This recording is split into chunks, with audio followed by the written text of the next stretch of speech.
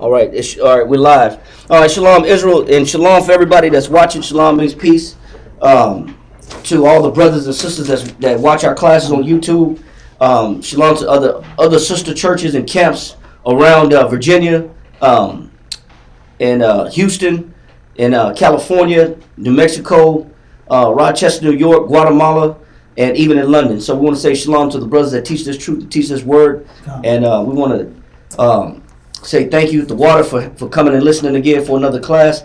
The topic of the class today is how to grow in the truth. All right, so because we all have our own ideas about what's growth, but we have to look at what the Most High considers as growth. How does the Most High consider growth? What is growth according to the Most High? All right, so because that's ultimately, when you read the Bible, that's the desire of the Most High. So to start off the topic of the class, let's read Philippians chapter 1, verse 9. Philippians chapter 1, verse 9. And this I pray, that your love may abound, yet more and more. And see, Paul is already explaining. He says, my mind and my heart is already out for you. I want you to grow. Because a lot of times you may feel like, you know what, I'm getting hit up and I'm not perceiving my development. I'm not considering my development as growth with this knowledge. But that's the whole intention of the Bible, that the prophets and the apostles wanted for you, is to grow. Growth is something the Most High wants from you. He said, read it again. Philippians chapter 1, verse 9. And this I pray, that your love may abound, yet more and more in knowledge. He says, I want you to grow, but in what? In knowledge. In knowledge. He said, I want your knowledge of the Most High to grow. Now, what's the problem with our people? Somebody give me Romans chapter 10 real quick, verse 1. Romans chapter 10, verse 1, right? Yes. Romans chapter 10 and verse 1. Gotcha. Romans chapter 10, verse 1. Read that.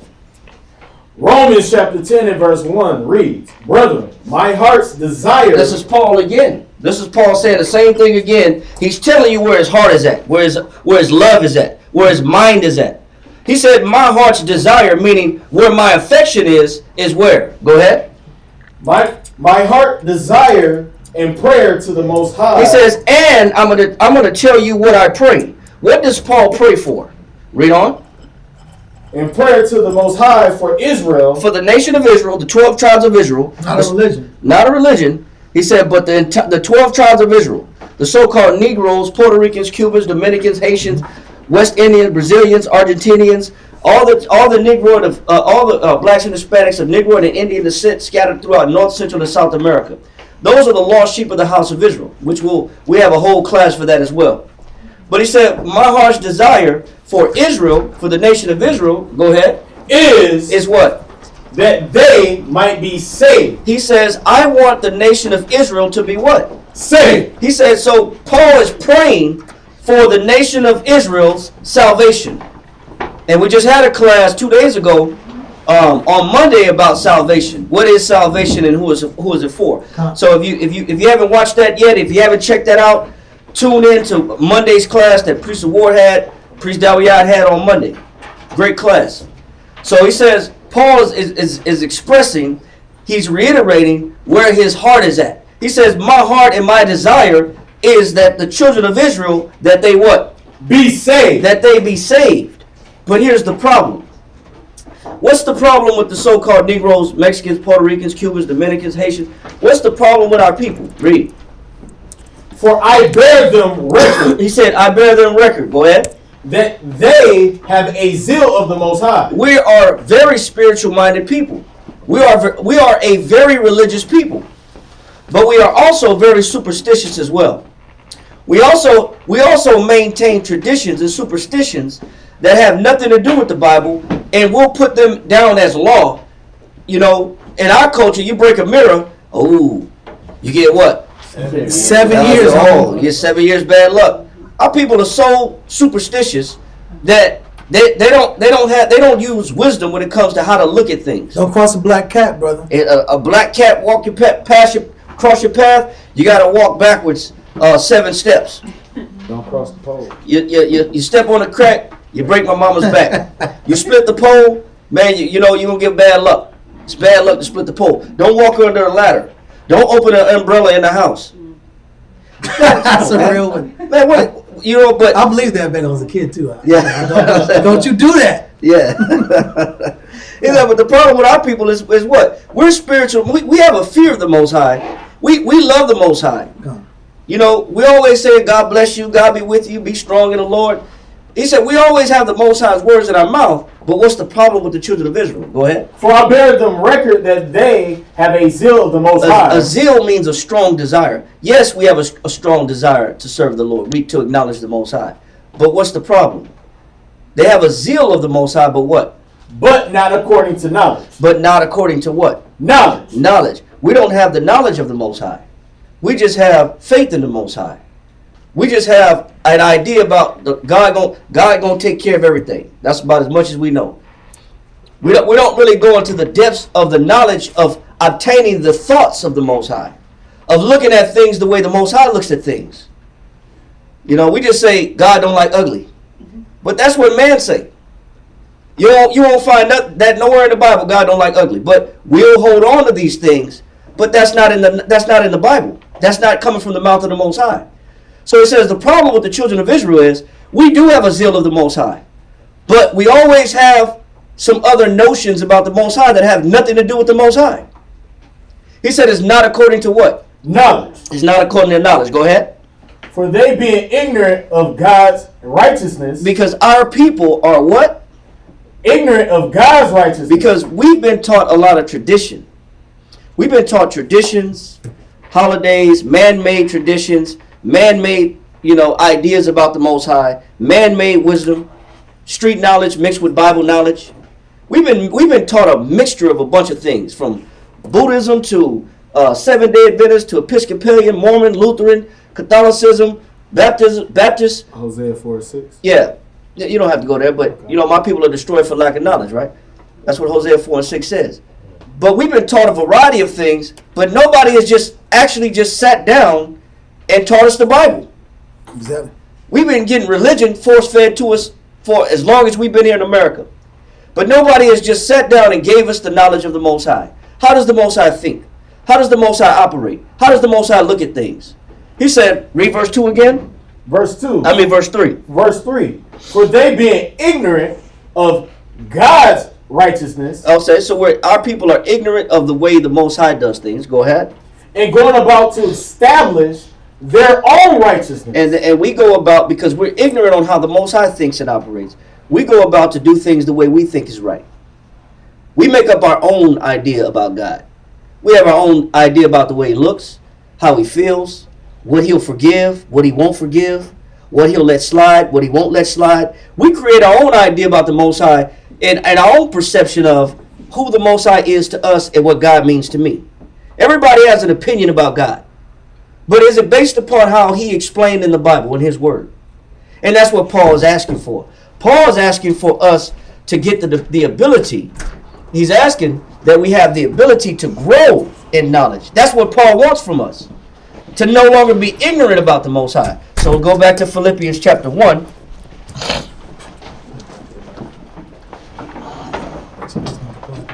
You can bring it. Mm-hmm. Philippians chapter 1, if you want it. Mm-hmm. Philippians chapter 1, verse 9. Philippians chapter 1, verse 9. And this I pray. And this is why Paul said, man, I'm praying for what? That your love may abound, yet more and more in knowledge. He says, because the more that you understand about the Most High, the more you'll love the way the Most High thinks. You'll love the benefits of the Most High. You'll love the attributes of the Most High. You'll love the virtues of the Most High. You'll learn to look at life the way the Most High looks at life. You'll share the same judgment as the Most High. So he says, man, I hope that, and my prayer is that you grow. You grow in knowledge, and if your knowledge grows, your love will grow. Exactly. Because you know what? What you said was, the scripture you quoted was perfect. He said, my people are destroyed for what? Lack of knowledge. Lack of knowledge. It's because it's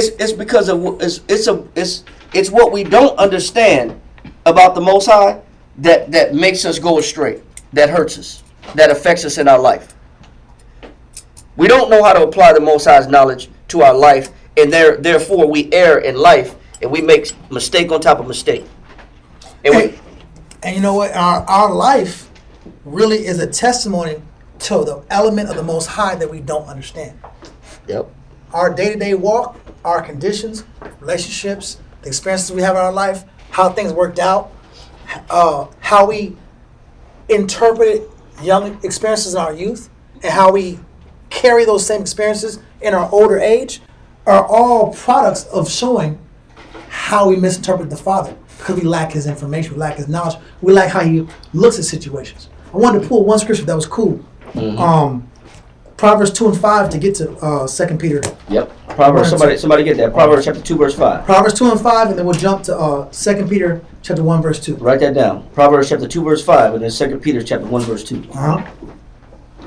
Proverbs chapter 2 and verse 5.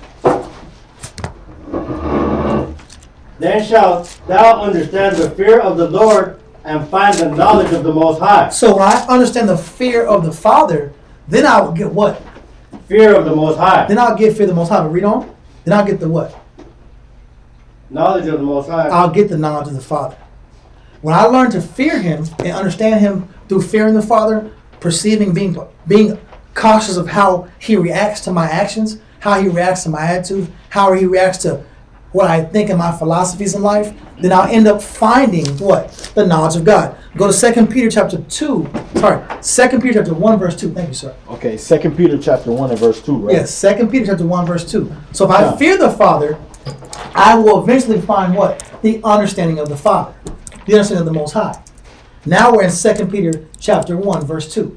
2 Peter chapter 1 and verse 2 reads, Uh-huh. Grace and peace be multiplied unto you. So what do we need in our life? Remember, if I don't have knowledge of the Father, then I'm living without what? I'm living without peace in my mind. I'm living without peace. A lot of us have an issue with peace of mind. A lot of us have issue with no peace in our relationships and our family connections. A lot of us don't have any peace in our own one-on-one relationship with ourselves. But the scripture says grace and peace will be multiplied. Read. Unto you. Unto me. Through what? Through the knowledge of the Most High. Did it say religion? Of the Most High. Through the knowledge of the Most High. of the Most High. Yeah, it's the knowledge of the Most High. So is it through religion? No. Through the knowledge of the Most High. Is it through my expertise diet? Through the knowledge of the Most High. Is it through my marriage? Through the knowledge of the Most High. Is it through my workout? Through the knowledge of the Most High. Is it through I talk to this person and I take medication. Through the knowledge of the Most High. Oh, I self-medicate, whether it's legal drugs or street drugs. Through the knowledge of the Most High. So none of these things give us peace of mind and balance. No, go ahead. I'm sorry. Go ahead. we don't read that Through the point. knowledge of the Most High. So the grace and peace is multiplied as a product of what? Through the knowledge of the Most High. The knowledge of the Most High. That's why I like you bring this topic up, because people think that, oh, it's just about, we're trying to be smart guys. It's not about being smart. It's about having a better life. It's about seeing how the Father looks at things so we can advance to getting understanding of how He wants us to know Him. That's the only point I want to bring out. The water, bro. All right. From there, let's go to Proverbs chapter 28, verse 20. Proverbs chapter 28, verse 20. Mm-hmm. There we go. Read that. Proverbs chapter 28, verse 20. Everybody got it? All right, go ahead. A faithful man. It says a what? A faithful man. So if I'm going to grow in the Most High, I got to learn how to be what? Faithful. I got to learn how to be faithful.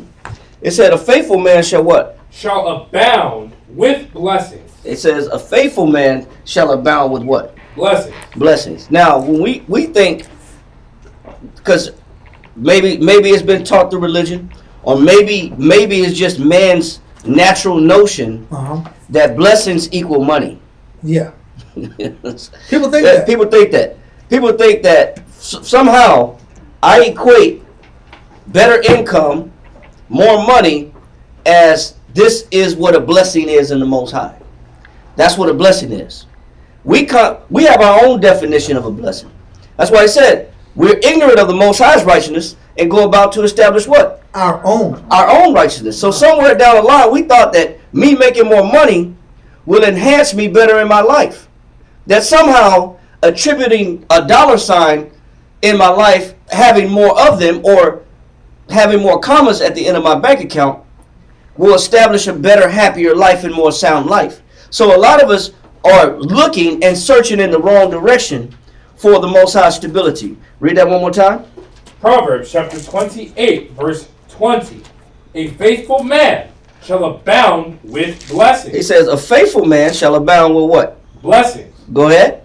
But he that maketh haste to be rich shall not be innocent. It says, but he that maketh haste to be what?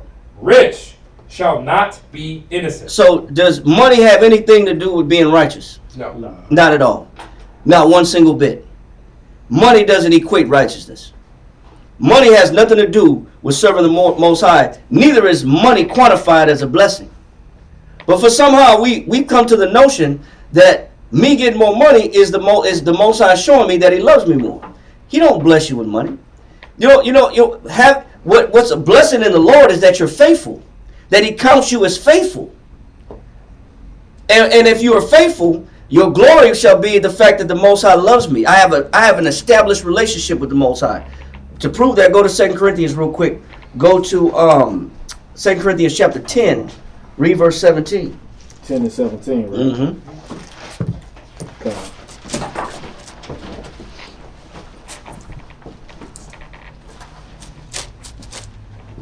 Ready? I'm ready to read that. 2 Corinthians chapter 10, verse 17 reads, but he that glorifieth. But if I'm a glorified, be thankful to the Most High for anything. It's not in the fact that the Most High brought me more money. That's not a reason to glorify the Most High. God. That's not how you glorify the Most High. Look at this check. These are blessings. Yeah. Because a lot of times nowadays you get preachers that are preaching for profit. God. Not profit as Prophet, but Profit. Profit as an income. Go ahead. But he that glorifieth, let him glory in the Lord. For not he that commendeth himself is approved. It says because we always try to validate ourselves as the Most High is happy with me. So we'll quantify validation. We'll say the Most High is blessing me. You know what I'm saying? I got a new crib. Most High blessing me. I got a new car. The Most High blessing me. I got a better job. The Most High blessing me. We think we constitute these things as the Most High's approval, but that's not the Most High's approval. Read on. But whom the Lord commendeth. It says, but the Most High is having a relationship with the Most High. Is Him? He'll show you how to have a relationship with Him in bringing peace to your life. Now, this is where the Most High says, if I do have a mentality that money or tangible things that I'm gaining in life is a blessing, go to 1 Timothy chapter 6 verse 15. 6 verse 5. Yeah. 1 Timothy chapter 6 verse 5.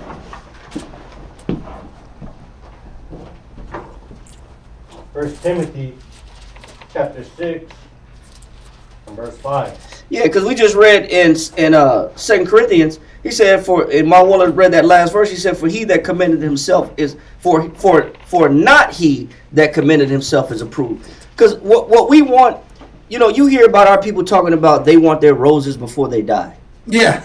You always hear this on TV, television, radio, music. I want my roses before I die. What does that mean? What does that mean to give somebody their roses before they die? They say that again, sis? They want their props. People want their what?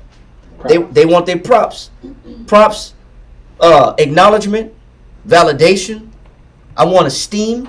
I want to be recognized. I want to be praised before I die. I don't want to die and then people say, man, he was a good person. I want to be seen to the masses as being valid. This is what people, this is the idea that people have nowadays. I don't care so much about what the Most High has in store for me. I want to get what I want to get as far as praise, fame, acknowledgement, props, esteem, notoriety. I want this now. I want to be seen now. I want my blessings now.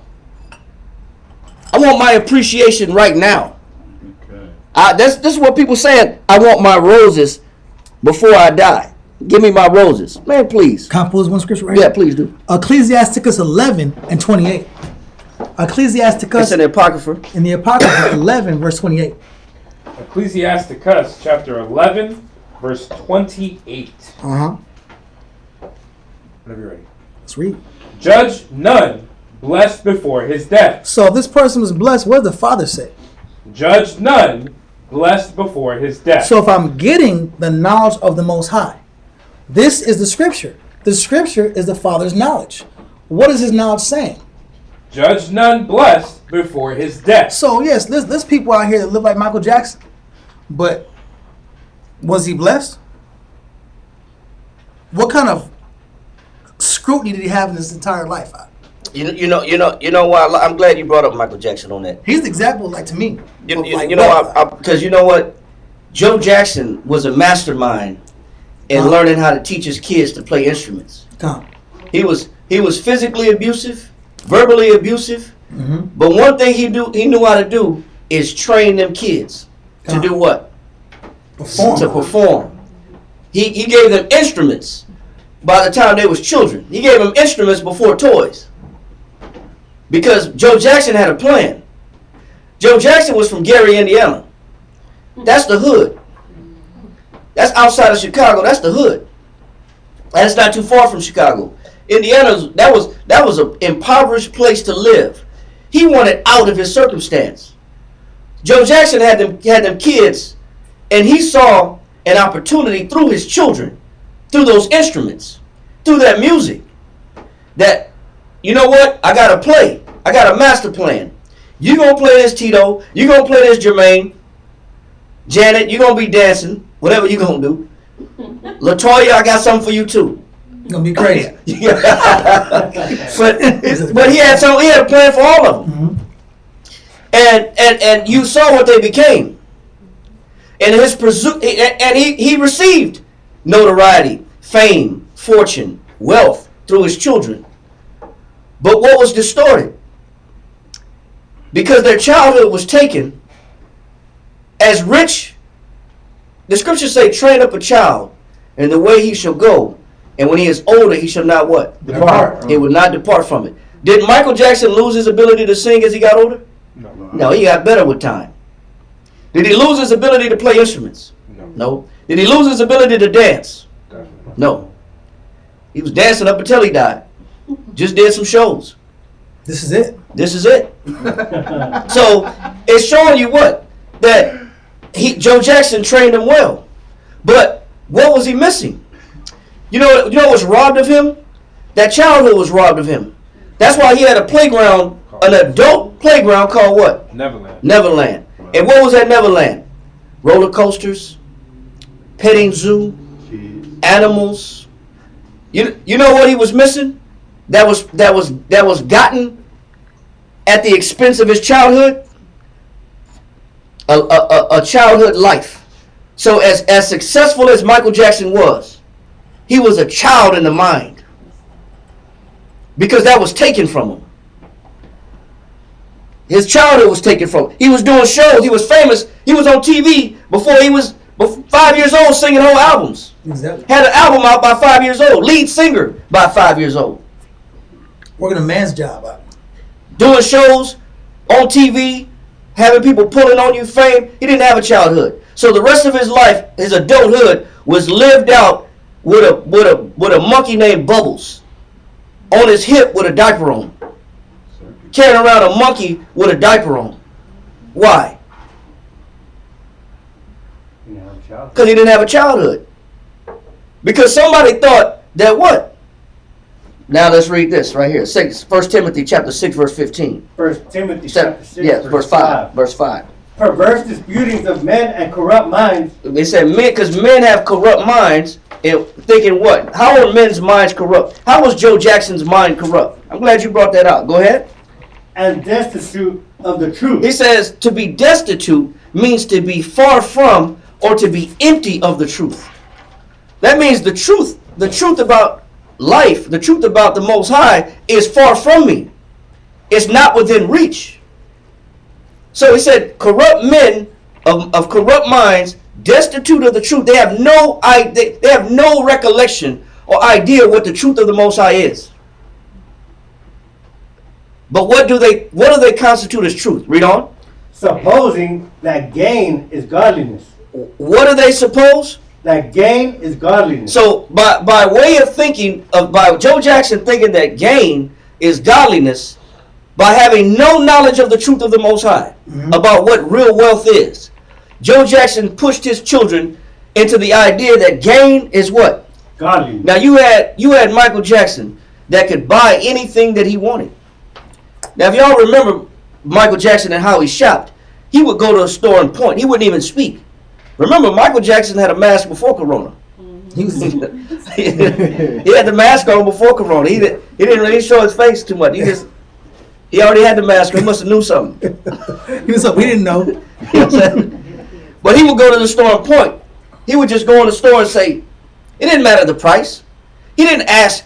He didn't shop like we shop. How much is this? How much are these right here? No, I don't think one of those. I already know his size. And then he just go in the store and point. I want that. And then he had people that would just go get it. Whatever he pointed at, he'd go get it. Now, you had Joe Jackson instill this mind to where you thought that gain was godliness. But what did it do to his psychological aspect or his psyche as a man in his adult life? He had to take pills just to sustain himself from the pressure. Horse tranquilizers. Horse tranquilizers. Like this is for like horses, like to chill. 2,000-pound animals. This guy's like 140, 150, maybe 160 max. 60 90 values pounds a per day.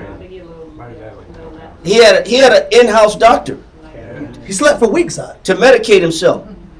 So, but what did it do for him? He said, but this is what happens when you have men with corrupt minds supposing that what?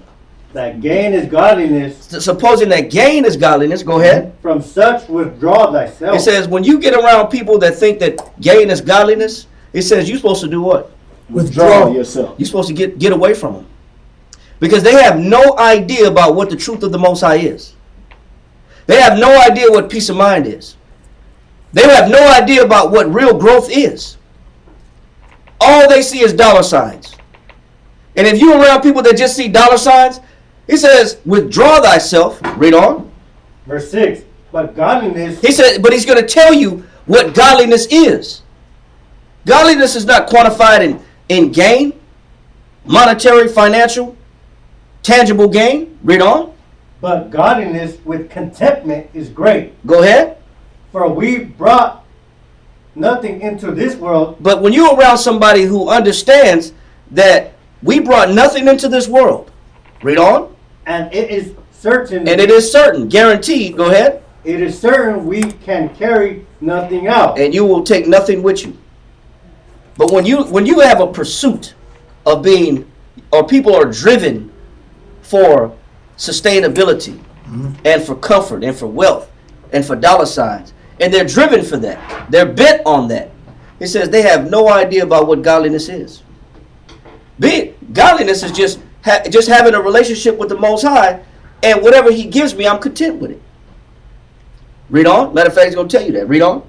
1 Timothy chapter 6 and verse 8. And having food and raiment. And what? Food and raiment. And just for the fact that you have what? Food and raiment. Did you eat today? Are you thankful to the Most High that you ate today? Are you thankful that the Most High you wasn't naked? Can you keep a positive outlook at the Most High because you ate and you weren't naked? It says having food and raiment. Go ahead. Let us be there with content. It says let us there be with content. Content meaning satisfied. I'm satisfied on where I'm at with the Most High. I don't desire anything else other than a relationship with the Most High. That's all that I desire, is a relationship with the Most High. That's what, and this disconnection from tangible things or from wealth or from whatever people associate themselves with is necessary to be a disciple or a student of Christ. Go to Luke chapter 14, verse 25.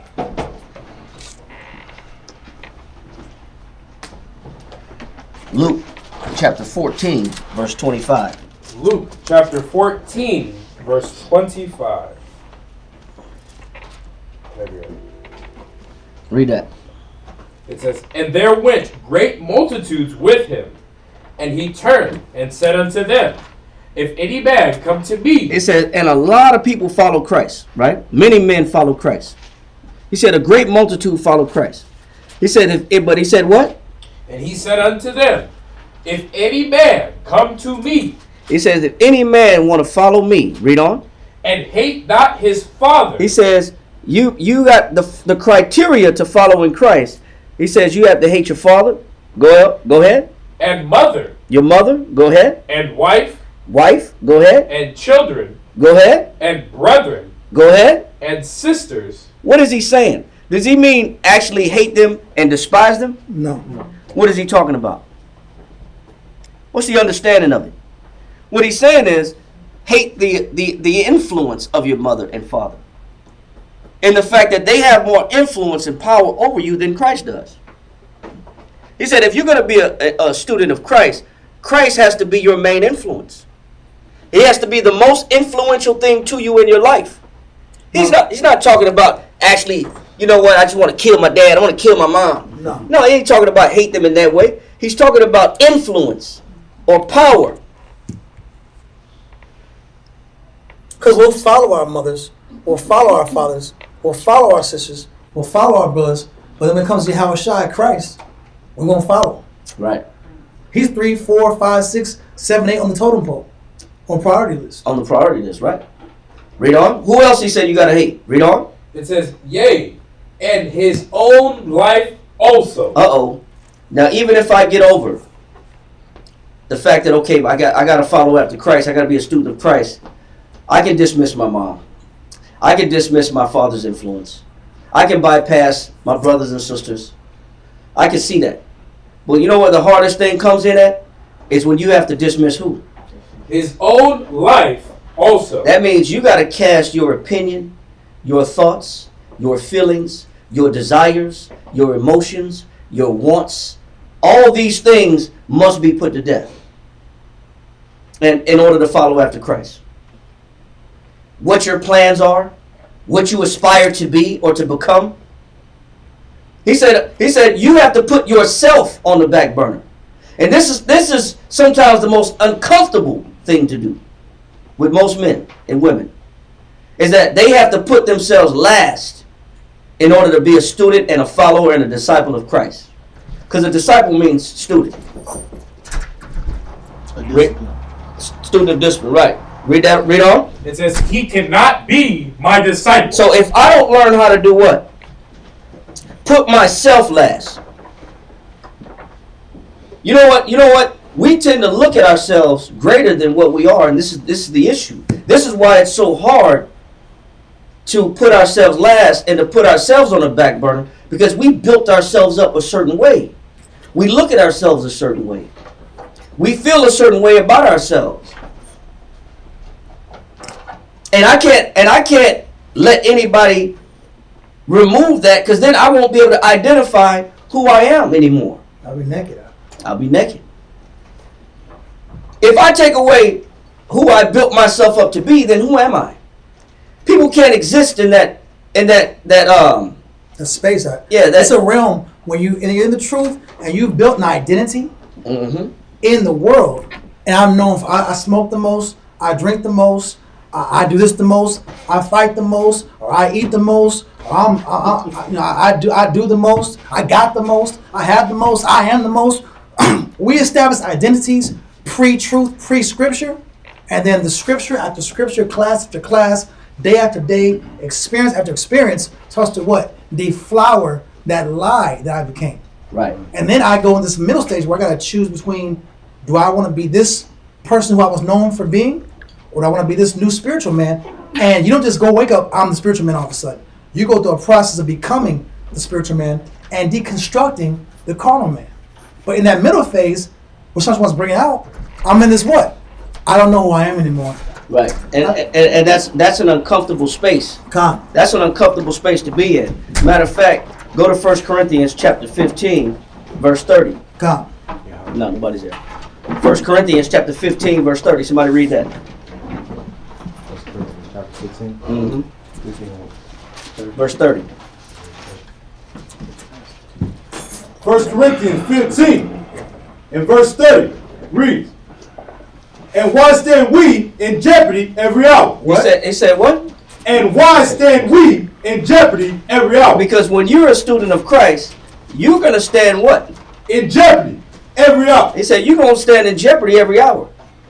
A lot of things aren't certain anymore. The thing that's in jeopardy is who you are as a person.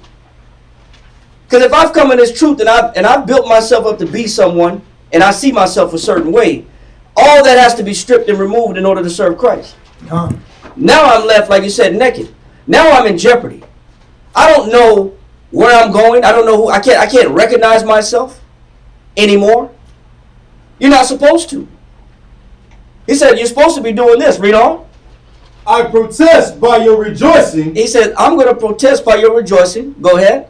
Which I have in Christ. He said, but I'm going to tell you where I rejoice at. He said, my rejoicing is where? Go ahead. In Christ Yahushua. Go ahead. Our Lord. Go ahead. I die daily. He says, I put pieces of myself to death. How often? Daily. Every day. So that's his question. So is this a once every 3 month situation? Or once only on Sunday? Only on Sunday. I'm gonna go to class, man. On the Passover only. I'm gonna go on the holidays. I'm a holiday Jew. You know what I'm saying? The deconstruction of my spirit has to be what? Daily. Daily. It's an everyday thing. You're supposed to be putting pieces of yourself to death every day. You're supposed to be submitting parts of yourself to the Most High Christ every day. To be a student of Him, you're going to be in jeopardy. Because like now is bringing out the deconstruction, which is me tearing down who I think I am. This is what makes people not follow after Christ anymore. Because that's one of the most uncomfortable things to do, is to tear down what you've built up in this world. But in order to grow in Christ, you have to break that down. You have to break you down. You have to be broken down. And you have to view yourself a certain way. People don't want to view themselves. People want to see the truth about themselves. They want to live a lie. Yeah. They want to live in the character of what they've created. Yeah, as a character. It's the truth now. Like people play video games, new generation, and they create these characters. They got an avatar. They got a whole avatar, and they want to be known. Even on YouTube, people do that in little spaces. This is the part of their personality. Yeah. They're known for. This describes me. Yeah, but Christ, he pulls all those little coverings, those little elements that we hide behind, so that people can. We want you to see me. I want to see you. Look at me for this. Strong, confident. I'm the guy with the muscles. Somebody you can trust. Yeah, I'm well spoken. Successful. I'm the successful person. You can follow my advice. Exactly. I'm wise. I give good advice. We've mastered imagery. Mm-hmm. So how you put yourself in jeopardy then? We're gonna that's what we're gonna go through in class. The class. That's the class. The beauty of it. We're gonna show you how to do that. But that's part of the process of growth, because the topic of the class is how do you grow in the truth. Remember, that's the topic of the class. How do you grow in the truth? Right. First of all, you gotta see yourself how. Go to Isaiah 64:6. You gotta change how you look at yourself. Because in order to give yourself up, like he said, you gotta hate not. If a man if a man's gonna be my disciple, and then hate not, it says in Luke 14 and 25, 26. If any man come to me and hate not his father and mother and wife and children and brethren and sisters, yea, and his own life also, he cannot be my disciple. You gotta hate your life. In what fashion though? In what way? Read that. You said Isaiah 64, right? In 6, yes. In 6, come on. Isaiah chapter 64 and verse 6 reads, but we are all as an unclean thing. You got to look at yourself as what? Unclean thing. And you're never going to give away or throw that old man away, or that old woman, or who you think you are away, that persona that you hold, that image that you carry, that facade that you walk about with. I'm that ninja. That avatar that you or that front that you put up in front of people.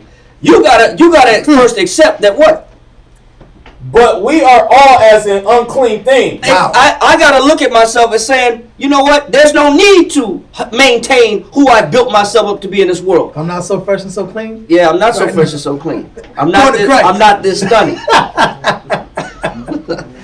So I said, it said we are what? Read it again. But we are all as an unclean thing. How does the Most High look at us? Unclean thing. He said, how does the Most High look at all of us? But we are all as an unclean thing. Go ahead. In all our righteousness. He says, in everything that you do, that you feel that is right about you, read on, are as filthy rags. the Most High looks at it as what? Filthy rags. Even in your righteousness, even on your best day, the Most High said that he looks at us like what? Filthy rags. We're still not perfect. The first thing that must change is my perception of who I think I am. Because there's the dynamic, there's the dichotomy of how I look at myself versus how the Most High looks at me. That's the problem right there. The problem is in the imagery. The problem is, am I really living in truth and sincerity, and am I really being honest? Do I really have an honest assessment of myself?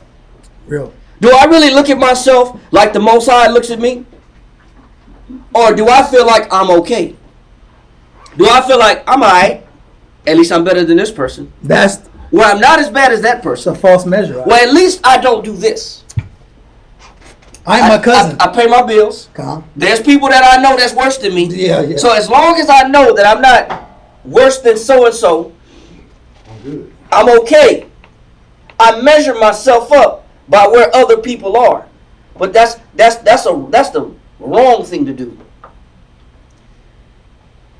Everybody should have an honest assessment about themselves, that there's no reason to hold on to who you think you are. Because whoever you've built yourself up to be, in the eyes of the Most High, he said what? But we are all as an unclean thing. He said everybody think they're smart. Everybody thinks they're wise. They got all this potential, but nobody wants to say the truth about themselves. Nobody wants to be honest. Can I pull this right here? You know? Yeah, go ahead. I got to pull this right here. Romans 13:13, and then Acts 9:18. Read that. Romans 13:13. Okay. Yeah, you good. You ready? Yes, sir. Let us walk honestly. What? Let us walk honestly. So a person that's honest, like Shams once said, has a clear, pure, true, realistic, measurable assessment of who they are as a person in their actions, behavior, deeds, conduct, look, and how people view them. They have a clear assessment of that. A person has a clear, honest, true, correct assertion of themselves. They do what? They walk honest, as in what? As in the day. As in the day. So when it's nighttime, can you really see yourself? Everybody looks good at night. Especially in the club. You get a little sip, little tip. Everybody's beautiful. Everybody's beautiful at nighttime. Until you turn the lights Until the lights cut on, right? It's like, wow, who are you? You know what? Or we have things. We have things that we attach ourselves to God. that are confidence boosters. Yeah. You know, whether it's my heels, My J's, whether it's my J's, my gold, my jewelry, my car. These are confidence boosters to offset the reality of my situation. My makeup. Yeah. I can't go outside without my makeup. Why? Why can't you go outside without your makeup? Because you're trying to offset the reality. The reality is what? There's imperfections.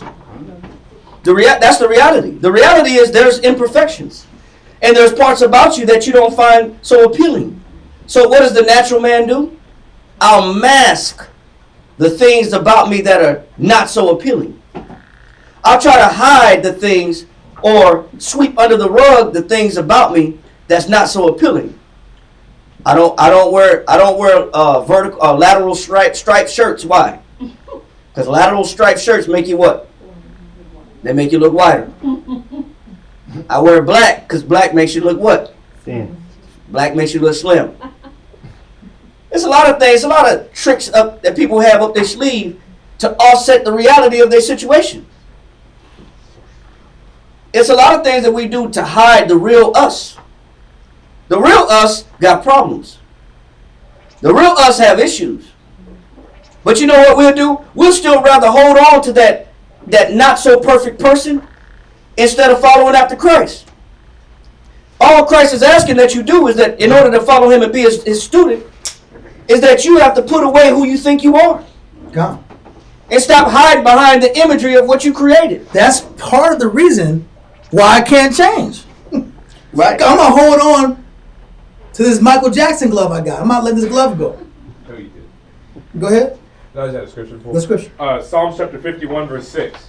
It says, "Behold, thou desirest truth." It says the Most High. It says when it says behold, when he's saying behold, he's saying take a look.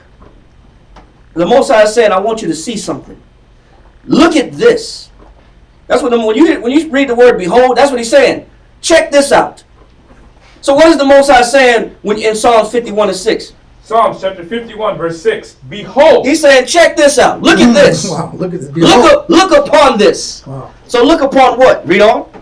Thou desirest truth. He says the Most High is talking about what he wants.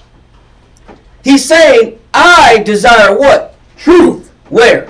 In the inward parts. On the outside. In the inward parts. On the part that people look at. In the inward parts. About how I make sure that I appear before men.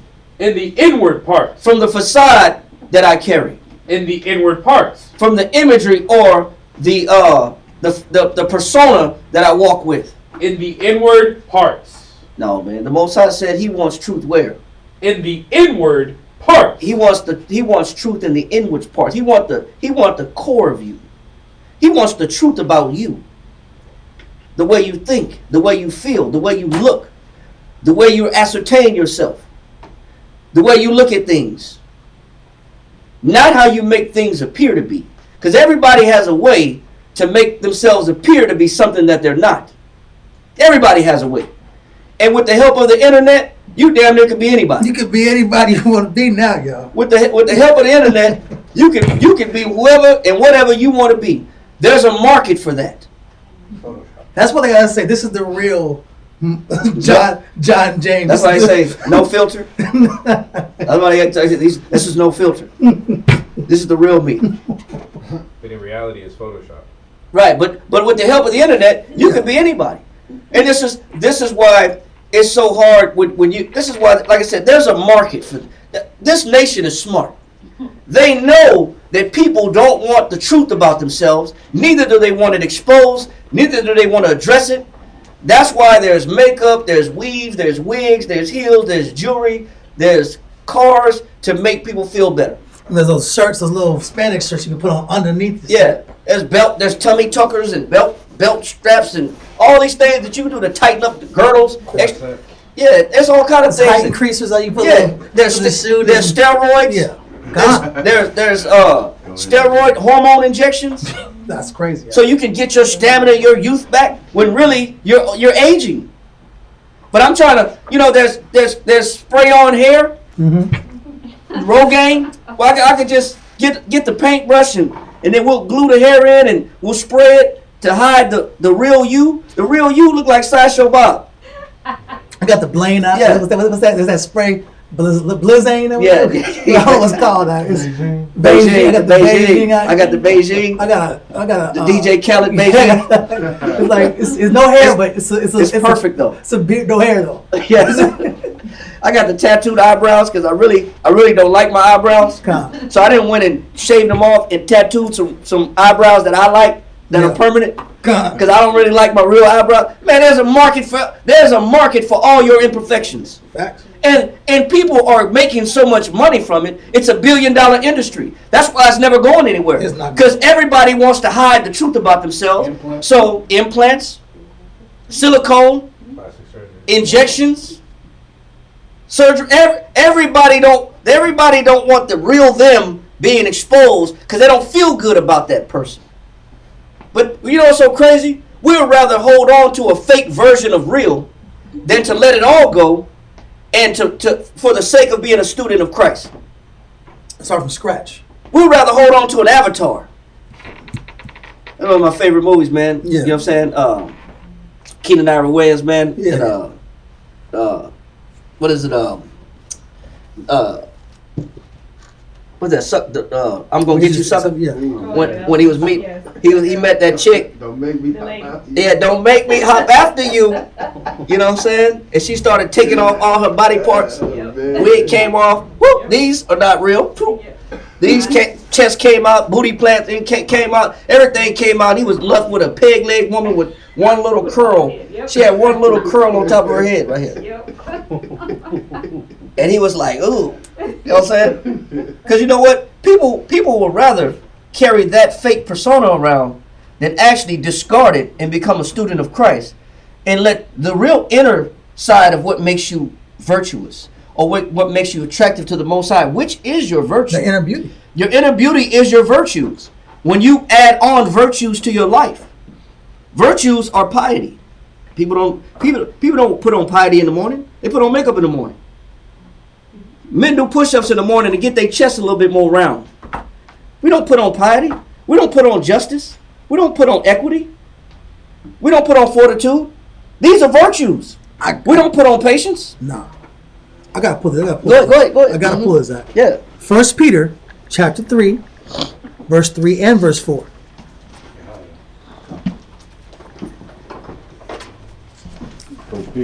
Yeah, 1 Peter 3, 4, and then like half of 5. 1 Peter 3, verse 4. Uh-huh. But let it be the hidden man of the heart. Let it be the hidden man or woman of what? Of the heart. Of your mind. Right? Read.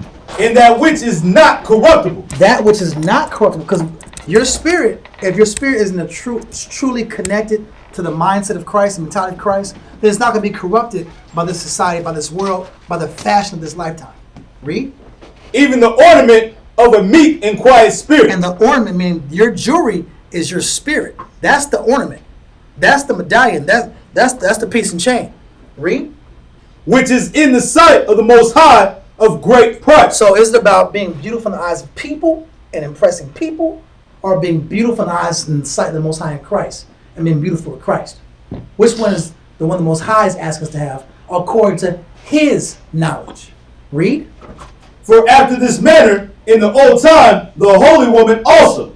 After this manner, this is how the holy, or separate, true, or sincere. The word holy means separate, true, and sincere. The holy women, read.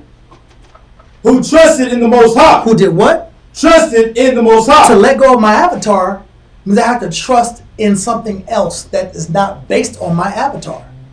If I trust my avatar, I have to discard Christ. Because He wants me to walk honest as in the day. But if I want to be with the Most High, I have to distrust all the elements that maybe wear the spiritual disguise. Read. Who trusted in the Most High, adorn themselves, being in subjection. Stop. So I adorn myself being in what? In subjection. So subjection. I made these scriptures. I subjected myself to these scriptures. I adorned myself and dressed and decorated myself with these scriptures. I cleansed my skin and my facial appearance, my visage, with these scriptures. I made people, what you see when you see me, you don't see my hips. When you don't see my biceps, you see my spirituality. When you present yourself to people. That makes a person beautiful. But you know what? That don't take money. Real fast, Isaiah 55 and 1. Isaiah chapter 55 and verse 1 reads. Yeah, let go of that. Verse. Isaiah 55 and 1. Okay, come on. Because we use money to decorate ourselves to hide who we really are. Mm-hmm. But how does the Most High want to be? Read. Isaiah chapter 55 and verse 1 reads. Ho, everyone that thirsteth. Ho means, hey, everybody. Hey. Yo. Ho, everybody. That's what that word means. Read. Everyone that thirsteth. Everybody that what? Thirsteth. Because when I'm putting on these different images, it's because I'm lacking something. To thirst means I lack. Read. Come ye to the water. Come to what? Ye to the waters. Come to the water. What do you do with water? What's water for? It's for quenching you. It's for cleaning you. Hydration, right? Read. And he that have no money. He that has no what? No money. Read. Come ye, buy and eat. Yea, come, buy wine and milk without money. Listen, I'm buying means I'm exchanging something. I'm exchanging one commodity for another. I'm exchanging something of value for something else that's of value. So if I want Christ, I have to exchange something I value for what He values. I'm buying something, but it ain't with money. I'm getting wine. What's wine for? To calm you down, right? To console you, to relax you, right? I'm calming my mind down with the wine of the scriptures. Read. Buy wine and milk. And milk. What's milk for? strengthening your bones, right? Isn't it bones on the inside of your body? So these scriptures are supposed to strengthen who you are on the inside. Read. Buy wine and milk without money and without price. It don't have. It's free. The scriptures are free. To get what Christ has to give you is free, but the price that you got to pay for, some people don't want to pay, and that's the issue. That's why Christ said this. Go to St. John 8:32. St. John chapter 8 verse 32. St. John chapter 8, verse 32. Read that.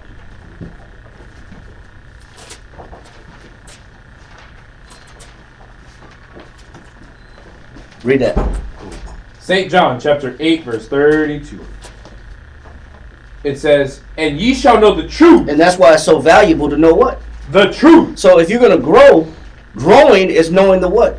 The truth. You have to know the truth about you.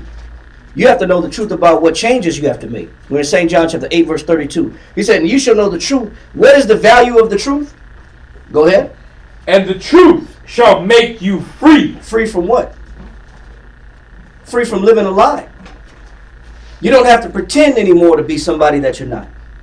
You can be confident in the relationship that you have with Christ and not in your physical self. Not on that outward adorning. Like it says about the plaiting of the hair. Or the wearing of costly array. It's not about what brand name clothes I wear. Because that's what we used to do. We used to keep up with the Joneses. And if I didn't have the latest and greatest in the brand name fashion, I didn't feel so confident. If I didn't have polos or jabots, or if I didn't have Jordans, or I didn't have Air Force Ones, I felt out of place. If I didn't have the buffs that everybody be wearing, or the, you know what I'm saying? The buffalo buffs, or some of the buffalo hide glasses. You know what I'm saying? If I didn't have the Cartier buffs, if I didn't have these glasses on, or these certain shoes, this certain outfit, I didn't feel confident. He said, but you shall know the truth. Go ahead. And the truth shall make you free. It said, and the truth shall make you free.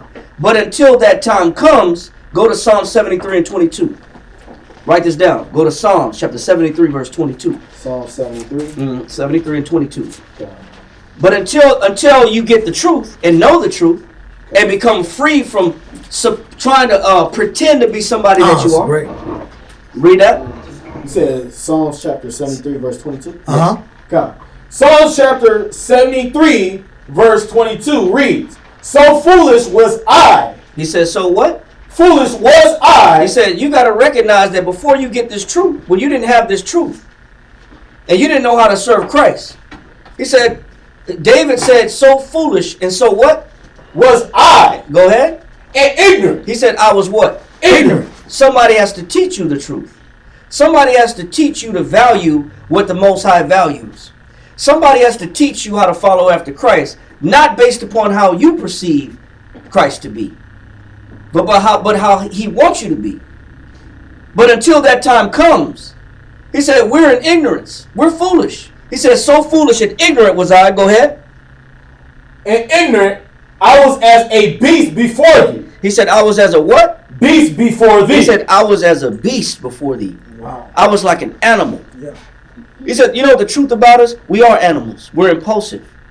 We treat people and do things based on how we feel. Mm-hmm. Based on our impulses, our passions, our opinions, and our feelings and emotions. That's how we live life. I'm just instinctive. Yeah. Rolling about preserve myself. Self-preservation. All I care about is me. If I'm hungry, I eat. I don't operate with discretion. I don't use discretion. I don't use judgment. You made me mad, I just yelled at you. You made me mad, I cussed at you. Impulsive. That's a beast. A beast is an animal without reason. They don't use reason. They don't use rationale to govern themselves by. They govern themselves by feelings, passions, and emotions, and thoughts. He says, so foolish and ignorant was I. I was like what? I was as a beast before thee. Every last one of us, without the truth, is an animal. Until somebody shows us how to serve the Most High in Christ, we're animals. Proverbs 21, 26. Hold on. Go to Romans chapter 5, verse 20 real quick.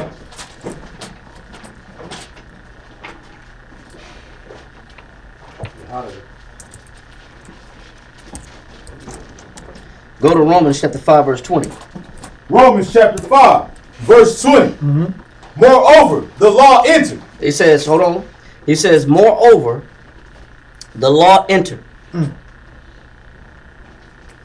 Go ahead. That the offense might abound.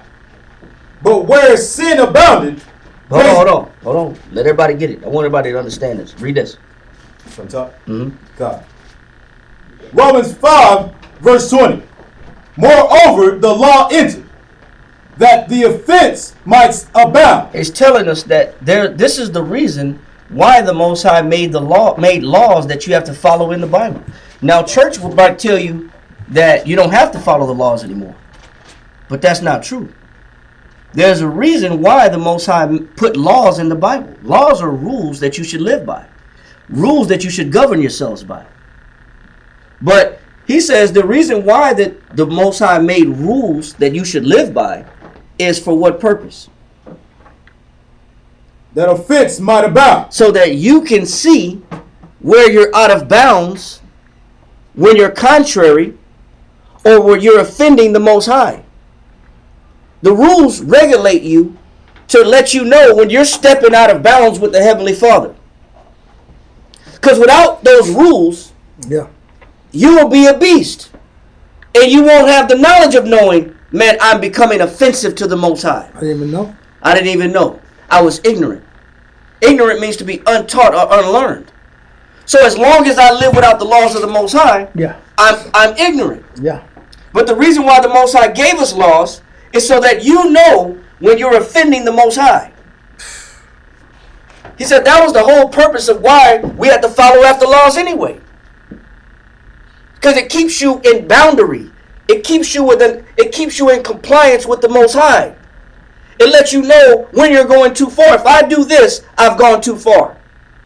The Most High won't be pleased with me.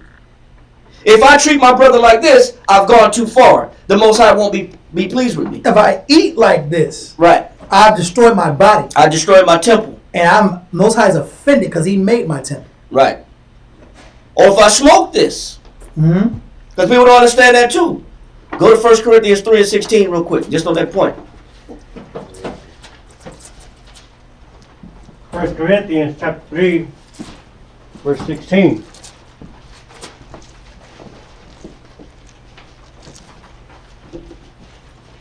When you're ready. Read that. Know ye not that ye were the temple of It says, don't you know? That's what it says. The Bible's asking a question. It says, know ye not, or don't you understand? That's crazy. Yeah. Don't you know that what?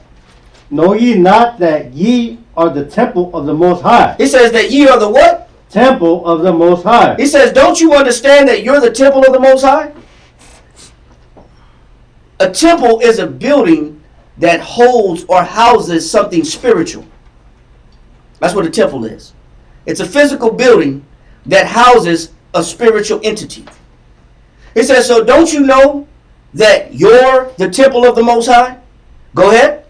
And that the Spirit of the Most High. Hold on. And what's inside of your body? The Spirit of the Most High. So what is holding or housing the Spirit of the Most High? Your temple. Go ahead. The Spirit of the Most High dwelleth in you. And the Spirit of the Most High is supposed to dwell in you. So the Most High made the body to hold or house something spiritual. Do you drink out of a dirty cup that you find on the side of the street? Lie. Why? It's dirty. What do you mean it's dirty? It's a cup. You don't know where it's been. It's a cup though. Isn't it for drinking? Gets the job done. You find a cup floating around the street. You know, you just look and say, hey man, it's a cup. I found a cup. I'm gonna use it. Why would the Most High pour a spirit into you if you're contaminated as the vessel that's supposed to house something spiritual? Why would the Most High put a spirit into that? It's the same thing. If you're not going to drink out of a dirty cup, then why would the Most High pour His Holy Spirit into something dirty? Read on. 17. If any man defile the temple. And that's why I said, if you pollute the temple, which is supposed to hold something spiritual, Cause you're impulsive. Cause they got free weed. It was free. It was free. Do. Free smoke. Read on. Him shall the Most High destroy. And he said, because you want to defile your temple. And you want the Most High to accept it. The Most High said what?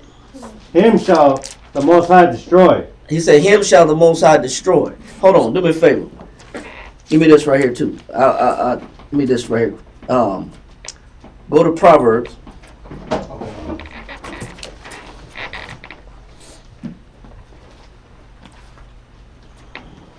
Chapter 30, verse 20. Mm-hmm. Read that. Proverbs 30 and 20. Mm-hmm. Proverbs chapter 30, verse 20. Read that. It says, such is the way of an adulterous woman. He said, and it's the same way of an adulterous woman. What are the works of an adulterous woman? Go ahead. She eateth. She will do. An adulterous woman is a woman who gives the love that's supposed to be for a husband to another. She commits adultery. She goes outside of her marriage and deals with another man. That's what it is. Outside the contract. She goes outside of the contract of the heavenly unity or bond matrimony that the Most High put together. So she took it upon herself to go outside of the realm of her husband and deal with another man. These are the actions of an adulterous woman. But an adulterous woman will do what? She eateth. She will partake. And we ain't talking about eating food. Talking about she'll partake in the acts of adultery and do what? And wipeth her mouth. And wipe her mouth and say what? And saith, I have done no wickedness. I ain't did nothing wrong. I ain't do Ain't nothing. wrong to me. Ain't nothing wrong with that. I will justify my wickedness. Anybody that justifies their wickedness. Now go back to 1 Corinthians 3 and 16 one more time. Mm-hmm. 1 Corinthians chapter 3 and verse 16. Know ye not that ye are the temple of the Most High, and that the Spirit of the Most High dwelleth in you? Go ahead. If any man defile the temple of the Most High... Is there any justification for defiling your temple? No. That's what he's saying. There's no justification of defiling your temple. Like an adulterous woman will eat, partake in adultery, wipe her mouth and say, I ain't did nothing. He had it coming to him. Yeah. He should have, you know what I'm saying? Or he ain't catch me. It wasn't me. He pissed me off. You know what I'm saying? He made me angry. Right. Then it wasn't me. I wasn't there. I don't know what you're talking about. Mm-hmm. We do that to the Most High. We'll justify our pollution and defilement of the temple. Yeah. Read on. Him shall the Most High destroy. What is the outcome of that person? Him shall the Most High destroy. Go ahead. For the temple of the Most High is holy. He says, for your body is what? Holy. Go ahead. Which temple ye are. And you're supposed to carry yourself as holy. So the Most High is not into putting his spirit into defiled, dirty, polluted vessels. All right? So let's go back. I'm glad you brought that up. Let's go back. Did you have something else? I had some moment. Yeah. Wisdom of Solomon 14 verse 9. 14 verse 9.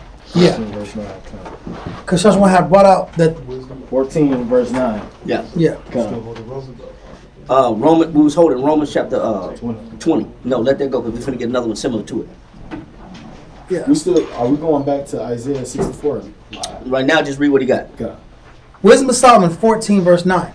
Because someone had brought out about doing things that are offensive to the Most High. Right? Being that beast, that animal, that impulsive creature, or that person that uses money to hide my spirit, and I live based on an avatar, or I'm this, synthetic person. Read. Wisdom of Solomon chapter 14 verse 9 reads, For the ungodly... For the what? Ungodly... Ungodly means not like the Most High. Read. And his ungodliness... And my behavior that's against what the Most High likes. Read. Are both alike hateful. What? Hateful. He doesn't love how I conduct myself. He doesn't love my behaviors, my actions. He doesn't love my decisions. He wasn't loving my outlook. He wasn't loving my perspective. He wasn't loving my conduct. He wasn't loving how I portray myself. He wasn't loving that. Read. Are both alike hateful unto the Most High. So it's hateful to the Father because it's not, he don't love my actions. Read verse 12. Verse 12. We'll go to the detail of that. Read. For the devising of idols. The devising of idols, right? Because the love of money is the root of all what? Evil. Evil. So what we're doing, we're devising idols with our what? With our finances or whatever different commodities we have in exchange for something that's not the Most High. It's not of the Father. Read. For the devising of idols Read on. was the beginning of spiritual fornication. I became that adulterous woman in the spirit because I was devising what? I was chasing what? Idols. Something that was not the Most High. I was something that had nothing to do with the Scriptures, nothing to do with Christ, nothing to do with my identity as a Jew. Read. The beginning of spiritual fornication and the invention. The invention, meaning me, whoever came up with this. Read. Of them, the corruption of life. So as soon as I came up with these different thoughts, different images, different ideas, how I'm going to portray myself, that was the beginning of the corruption of my life, following somebody's imagination. Yes, sir. So when people say like, "Oh, not my Jesus," or me and God have a personal relationship, not according to the Bible, is that spiritual fornication? That's spiritual fornication because it's not of the Scriptures. You can't validate in the Scriptures. You can't follow in the Scriptures. You can't prove in the Scriptures, which is the mind of God, based on the Scriptures. Then I'm chasing a false idea, which is an idol. An idol's a fake God, So right? you're worshiping your own ideas? Yes. Like, so that would be yourself, right? Yeah, absolutely. What your imagination, By your life. mind, what you come up with. Absolutely. And that's why something has to govern that. So something has to govern you from keeping you worshiping the things that you create in this life that are actually false and not the truth. Something has to govern that. Go to Romans chapter 7, verse 13. Yeah, Romans chapter 7, verse 13. Yeah. Chapter 7, 13. Mm-hmm. Romans chapter 7, verse 13. Was then that which is good made death unto me? He said that's the Bible is good. But the more you read the Bible, the more you're going to find out that it's going to tell you what you cannot do. And that's what he's learning right here. He says if the Bible is so good, it has over 613 laws in the Bible. There's a lot of restrictions in the Bible. Did the Most High make the Bible to put you on timeout and put you in punishment? No. The Bible is a good thing. His laws are good. They have a purpose. Read on. Most High forbid. No, that means no. Read on. But sin. He says the laws of the Most High were created so that you could see and identify what? Sin. That's exactly why the Most High made all the laws. So you can understand what boundaries you're supposed to exist in. What is real, what is fake. What is the truth and what is a lie. That's what the laws do. They keep you within a certain parameter or frame of mind that keeps you from offending the Most High. All the laws of the Bible were made so you can identify what is sin. Read on. That it might appear That sin. it might what? Appear sin. See, if you take away the Bible, nobody will know what's right or wrong. Everybody will create their own idea about righteousness. Everybody will create their own idea about what's good. Everybody will have opinions. And everybody will have their each and own individual thought process of what is correct and what is not correct. We will create our own opinions of righteousness. That's what we just read in Romans chapter 10, verse 1 and 2. He said, I bear them record that they have a zeal of God, but not according to knowledge. For they have not submitted themselves unto the righteousness of the Most High, therefore going about to establish what? Their own righteousness. Their own righteousness. That's what people do when you take away the Bible. You take away the Bible out of somebody's life, they create their own God. Wow. They create their own image. They create their own Jesus. That's what everybody does when you take away the Bible and you take away the laws. They don't have an idea about what sin is. Sin is just whatever you feel. If you feel like it's wrong, it's wrong. If you feel like it's right, it's right. Now, everybody has an opinion about what is righteousness. Everybody has their own definition of righteousness. That's my truth. Righteousness is, by definition, is what's right according to the Most High, not what's right according to you. Every man must search the scriptures and be able to understand the laws of the Most High, because they help me identify what is right in the eyes of the Most High. That's what the whole purpose of following the laws are for. That's why we preach the laws of the Most High. Because without it, how do you know what's right or wrong? Just based on how you feel? It's crazy. Then you hear people say, well, God told me to tell you this. Oh, Now you got all kind of fake prophets running around talking about what God told them to say. Now everybody's talking to God. God already spoke. He already spoke. He already told you what's right and wrong. But now everybody got an opinion, an epiphany, and a prophecy. God was talking to me last night, and he wanted me to share this message with you. Your blessings coming. You know, but if you didn't read it out the scriptures, then you never know when this or what this person or angle this person is coming from. That's why the scripture says, brethren, be not deceived. Believe not every spirit, but try the spirit by the spirit, whether they are of the Most High. For many what? For many false prophets have gone out into the world. That's why you got to know the law to be able to put people in check who supposedly are giving you the word of God. You're supposed to know the law so you can examine if what they're telling you is right or wrong. Prove all things. That's why it says, Thessalonians 5:21, prove all things and hold fast that which is what? True. That which is good. What chapter is that? 1 Thessalonians chapter 5 verse 21. That's why it said prove all things. You're not supposed to just go about believing people because they say God told me to tell you something. Yeah, First Kings 13 verse 16 through 18. Real quick. First Kings. Showing false prophets. 15, 16? No, 13 verse 16 through 18. Okay, 13. Matter of fact, 15, but we gotta read fast. Okay, Yeah, 15. hit the points, yeah. Okay. First Kings 13 verse 15 through 18. And just emphasize the points. Real quick. 1 Kings 13, 15. Then he said unto him, come home with me and eat bread. Come to my house and eat some bread. Read.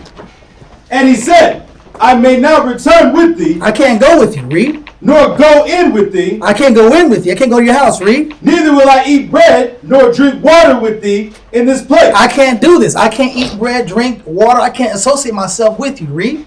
For it was said to me by the word of the Most High, The Most High told me not to associate myself with you. Read. thou shalt eat no bread, Eat no bread. What? nor drink water there, No drink no water. Read. nor turn again to go by the way that thou camest. I can't go the same way I came. I can't deal with y'all no more. That's what the Most High told him to do. Read. He said unto him, I am a prophet also, as thou art. And the man's response was, hey, I'm a prophet like you. I'm spiritual. I too am spiritual. Read. And an angel spake unto me by the word of the Most High, That's what saying, Joshua was bringing out. People saying that God had a message for him. The angel talked to me. I am too spiritual. Read. bring him back with thee into thine house, The angel told me, you got to come to my house. Come back with me. Read. that he may eat bread and drink water. But he lied unto him. But he did what? He lied unto him. So what does man do? He said he was a prophet, right? God. And what did he do? He lied. He lied. So you can't believe everybody you hear. You can't believe everything you hear. All right, read verse 22. But camest back, and hath eaten bread and drunk water in the place of the which the Most High did say to thee, eat no bread and drink no water. Matter of fact, read verse 21. I'm going to finish, cut it off. Come. 1 Kings 13 and 21. And he cried unto the man of the Most High that came from Judah, saying, And so this man later on said this, read. Thus saith the Most High, Thus saith the Most High, read. for as much as thou hast disobeyed the mouth of the Most High. So this man baited him to his house against the commandment of the Father. Then later on told him, hey man, I lied to you. And by the way, you disobeyed the Most High. Read. and has not kept the commandment which the Most High thy power commanded thee. And you didn't keep the commandment.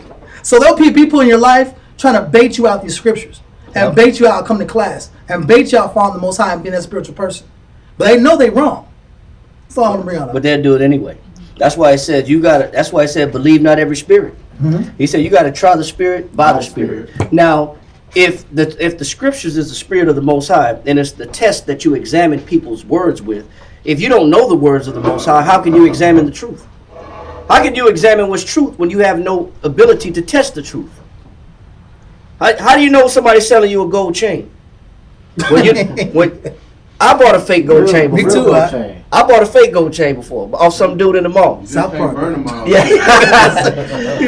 You know what? I bought a fake gold chain out of the mall from dude that was walking in the mall. Yeah. He showed me a handmade receipt. It was like a typed up receipt on a fake printer. But he showed me a receipt. He said, "Man, it's real gold." You know, With the I said, sticker, too. yeah. He said, "Feel the weight of it." So I'm bouncing it in my hand like that's how you determine gold. You don't determine gold like, oh, yeah, I'm just bouncing it and it just feels like gold because it's heavy. All metals are heavy. That's why they call it heavy metals. Yeah. You know what I'm saying? You know what I'm saying? Lead is heavy. Iron is heavy. But I'm over here bouncing it in my hand, jigging it in my hand. You know what? My lust like the gold chain. I say, how much you want for it? He said, "Man, it's a $500 chain, man. I just need to get rid of it, man. I gotta pay some bills. Give me 150. No, I ain't got 150. Give me 100. I ain't got 100. Give me 75. I said, I ain't got 75. He said, give me 50 then. I said, I got $50. Yeah. I got $50. And you know what? I gave him $50. Took it right to the jeweler, and he did one test on it. He said, this is fake. One magnet test. That's fake. I said, how come I didn't think of that? You know, because you know what? I didn't have a magnet. You know what? I don't have a file. You know what? I don't have acid. Because these are things that you need to test gold. And if you don't have the things necessary to test gold, then how the hell you know what's gold? That's the same thing with the scriptures. How do you know what somebody is telling you about religion and the Most High when you don't have the laws of the Most High as a testing method to determine what they're telling you is right or wrong? How would you know? That's why it's your job to go study. How would you know? Seek ye out of the book of the Lord. Right, exactly. So now, back to the point. So he's showing us the value of serving the Most High and of having these laws. They show you things about the Most High that you wouldn't normally have within your own thought process of what's right and wrong. That's why the laws are so important to you. Maintaining the laws of the Most High is so valuable. It's so necessary. Go to James chapter 1 verse 23. James chapter 1. Let Romans go. But somebody still might want to go back to Isaiah 64:6 though to finish after this. James 1. Yeah, James chapter 1 verse 23. Okay. James chapter 1 verse 23. Go ahead. Be ye doers of the word. That's why, you know what? You gotta take it one step beyond just reading the Bible. You have to execute the Bible. You have to follow what you read. You have to follow the instructions of the Bible. You have to maintain and keep the word of the Most High and know his laws. He said, but be ye what? Be ye doers of the word. He said, be ye what? Doers of the word. You don't just supposed to read the Bible. You're supposed to read the Bible for the purpose of applying the Bible. He says, be ye doers of the word. Read on. And not hearers only. If you just sit there and listen to all these preachings, listen to all these verses, and all the laws of the Most High, and it means nothing to you, and you make no changes whatsoever, the Most High compares you to a person that's what? Read on. Deceiving your own self. You're what? Deceiving your own self. You're lying to yourself. If you think that just reading the Bible is good enough without actually making any changes, why don't people make actual changes?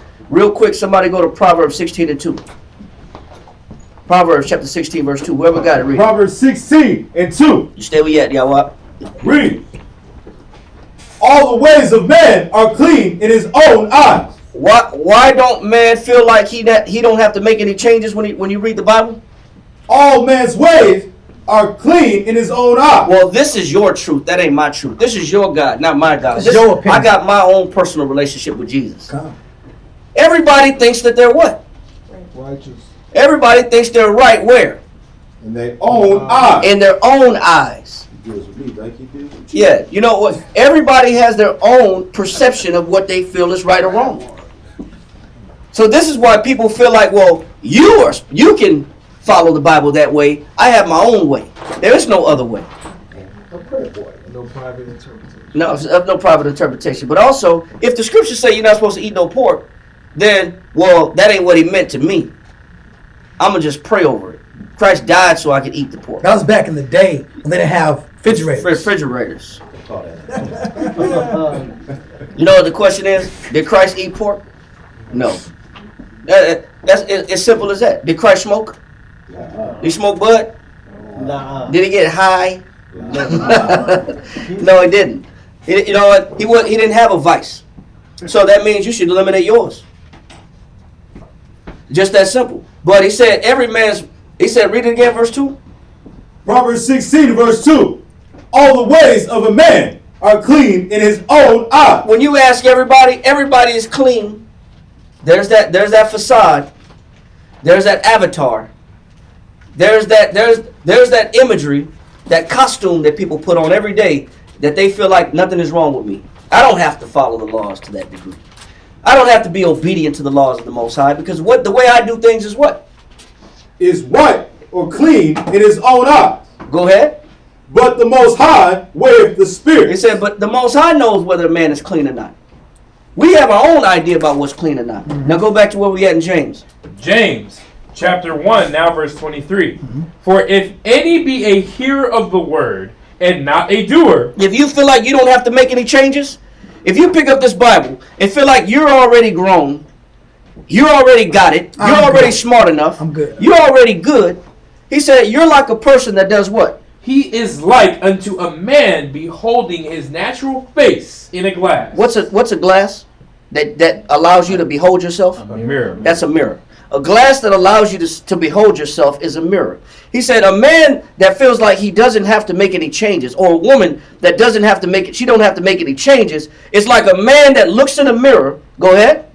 Beholding his natural face. You see all the issues. You see all the problems.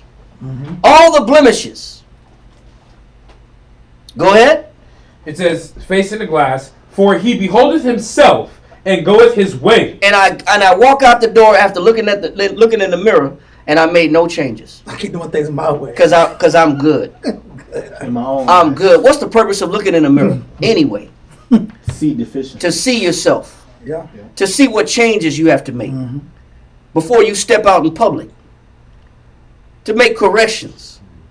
Remove blemishes. Slobber off the side of your mouth. Whatever it is. Whatever it is, the purpose of looking in the mirror is to make corrections. Wow. The Bible is the same way. The purpose of reading the Bible is to make corrections.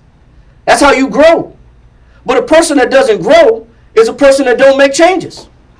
They just read the Bible and say, I'm good. I just go about my way. Oh, that's true. I don't have to make any changes. I'm good the way I am. Because all the ways of man are clean where? In his own eyes. In his own eyes. Go to Job chapter 4 verse 7.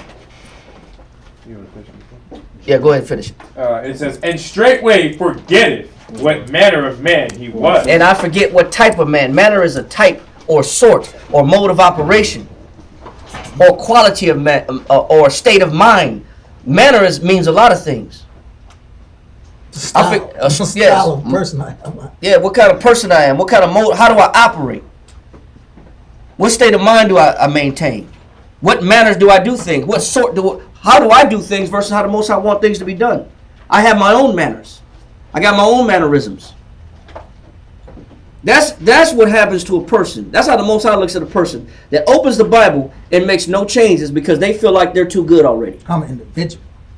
I created myself to be a certain way, and I like who I've become. Yeah. I like the person that I've become.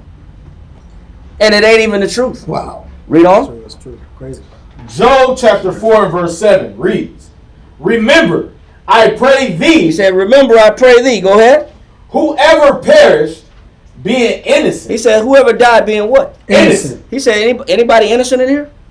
Lie. Anybody not in need of correction? Lie. Anybody in here perfect? Lie.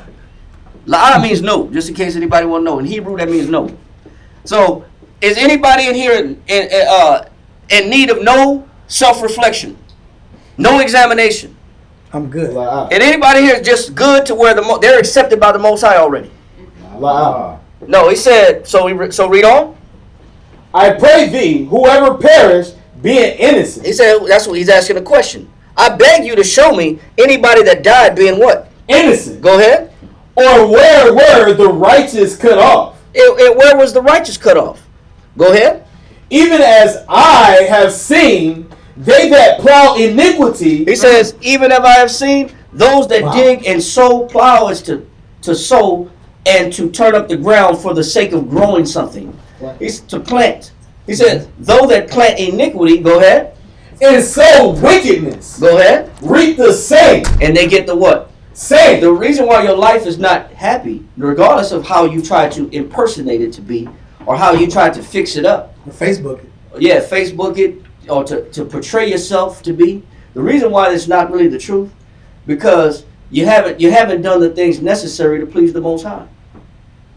Everybody's living a lie. And this is why there's no growth. Because everybody lives a lie. And they'll tell themselves whatever they got to tell themselves to keep pushing and to be motivated to have the courage to face today. When actually, that's not what the Most High wants you to do. There was only one time in the history of the Bible when we was right. Go to Genesis chapter 2, verse 25. Yep, Genesis chapter 2, verse 25. Genesis chapter 2, verse 25. And they were both naked. It says, this is Adam and Eve in the garden. It's the first book of the Bible, Genesis chapter 2, verse 25. Read that. And they were both naked. It says, and they were both naked, meaning it means several things. When you read the Bible, it's very symbolic. And you have to understand the symbolism of the Bible. For one, yes, they were actually naked, but there's more understanding to it. He says they were naked, they were without clothes. Go ahead. The man and his wife. The man and his what? Wife. Go ahead. And were not ashamed. And they were not what? Ashamed. Write this down. The definition of ashamed. Definition of ashamed is to be disconcerted. To be disconcerted. Write this down. Disconcerted. And get the definition for me of disconcerted. Right now. Yeah, disconcerted. The definition of ashamed means to be disconcerted. It says they were not ashamed or they were not disconcerted. Wow, disconcert. What's the definition of disconcerted? To break or interrupt any order. Disconcerted or disconcert? Disconcert means to Get unsettle the mind. Yeah, that's perfect. That's what I want right there. Disconcert. Yeah. They were out of order. It says broken, interrupted, disordered. It says defeated. Yeah, hold on. It says they were both naked and they were not ashamed. The definition of ashamed means disconcerted. Disconcerted means what? Broken. They were naked, but they weren't broken or Disordered. Interrupted. no, right here. Or defeated. Defeated, confused, unsettled. Yeah. What do you call a spirit that's unsettled, defeated, or confused? That's a person that suffers from anxiety and depression. Wow. Wow, that's crazy. He's showing these are mental issues. These are psychological issues. I'm overthrown by guilt. I'm anxious. I have defects on me. There's issues about the way I think. He says when Adam and Eve were in the garden, they didn't have any broken issues. They weren't broken mentally. Wow. Definition of disconcerted. Broken, interrupted, disordered, defeated, unsettled, confused. Right? So they didn't have any issues. God. They didn't have abnormalities. There was nothing wrong with their mental state. They weren't insecure about They themselves. didn't have insecurities. And why didn't they have insecurities? He said, but they were naked with no insecurities. You know why? Because they didn't have an opinion about it. That's why. Wow. But read on. Chapter 3. Yeah, jump down. Go to chapter 3 now and jump down to verse 7. Verse 6. Genesis chapter 3, verse 6. And when the woman saw that the tree was good for food. It said, and when the woman saw that what? The tree was good for food. It says, and the woman saw that the tree was good for food. Go ahead. And that it was pleasant to the eyes. And it was good for food. I can sustain myself. It'll take care of me. And I can live off of this. Go ahead. And the tree to be desired to make one wise. And it will make me what? One wise. It'll make me independent. No. I don't really have to follow the Most High. This thing will take care of me. Yeah. I can still function. And I can still have a good life. Yeah. And I can still enjoy myself. And I can survive without being obedient to the Most High. That's what everybody thinks. Everybody thinks that this is why people pursue riches over having a relationship with the Most High. Because these riches or this wealth will take care of me. I'll be able to survive and function, pay my bills, and I'll be okay. And I'll be able to sustain myself without having to be in order with the Most High. Read on. She took of the fruit thereof and did eat. Go ahead. And gave also unto her husband with her. And she shared this negative knowledge with who? Her husband. Read on.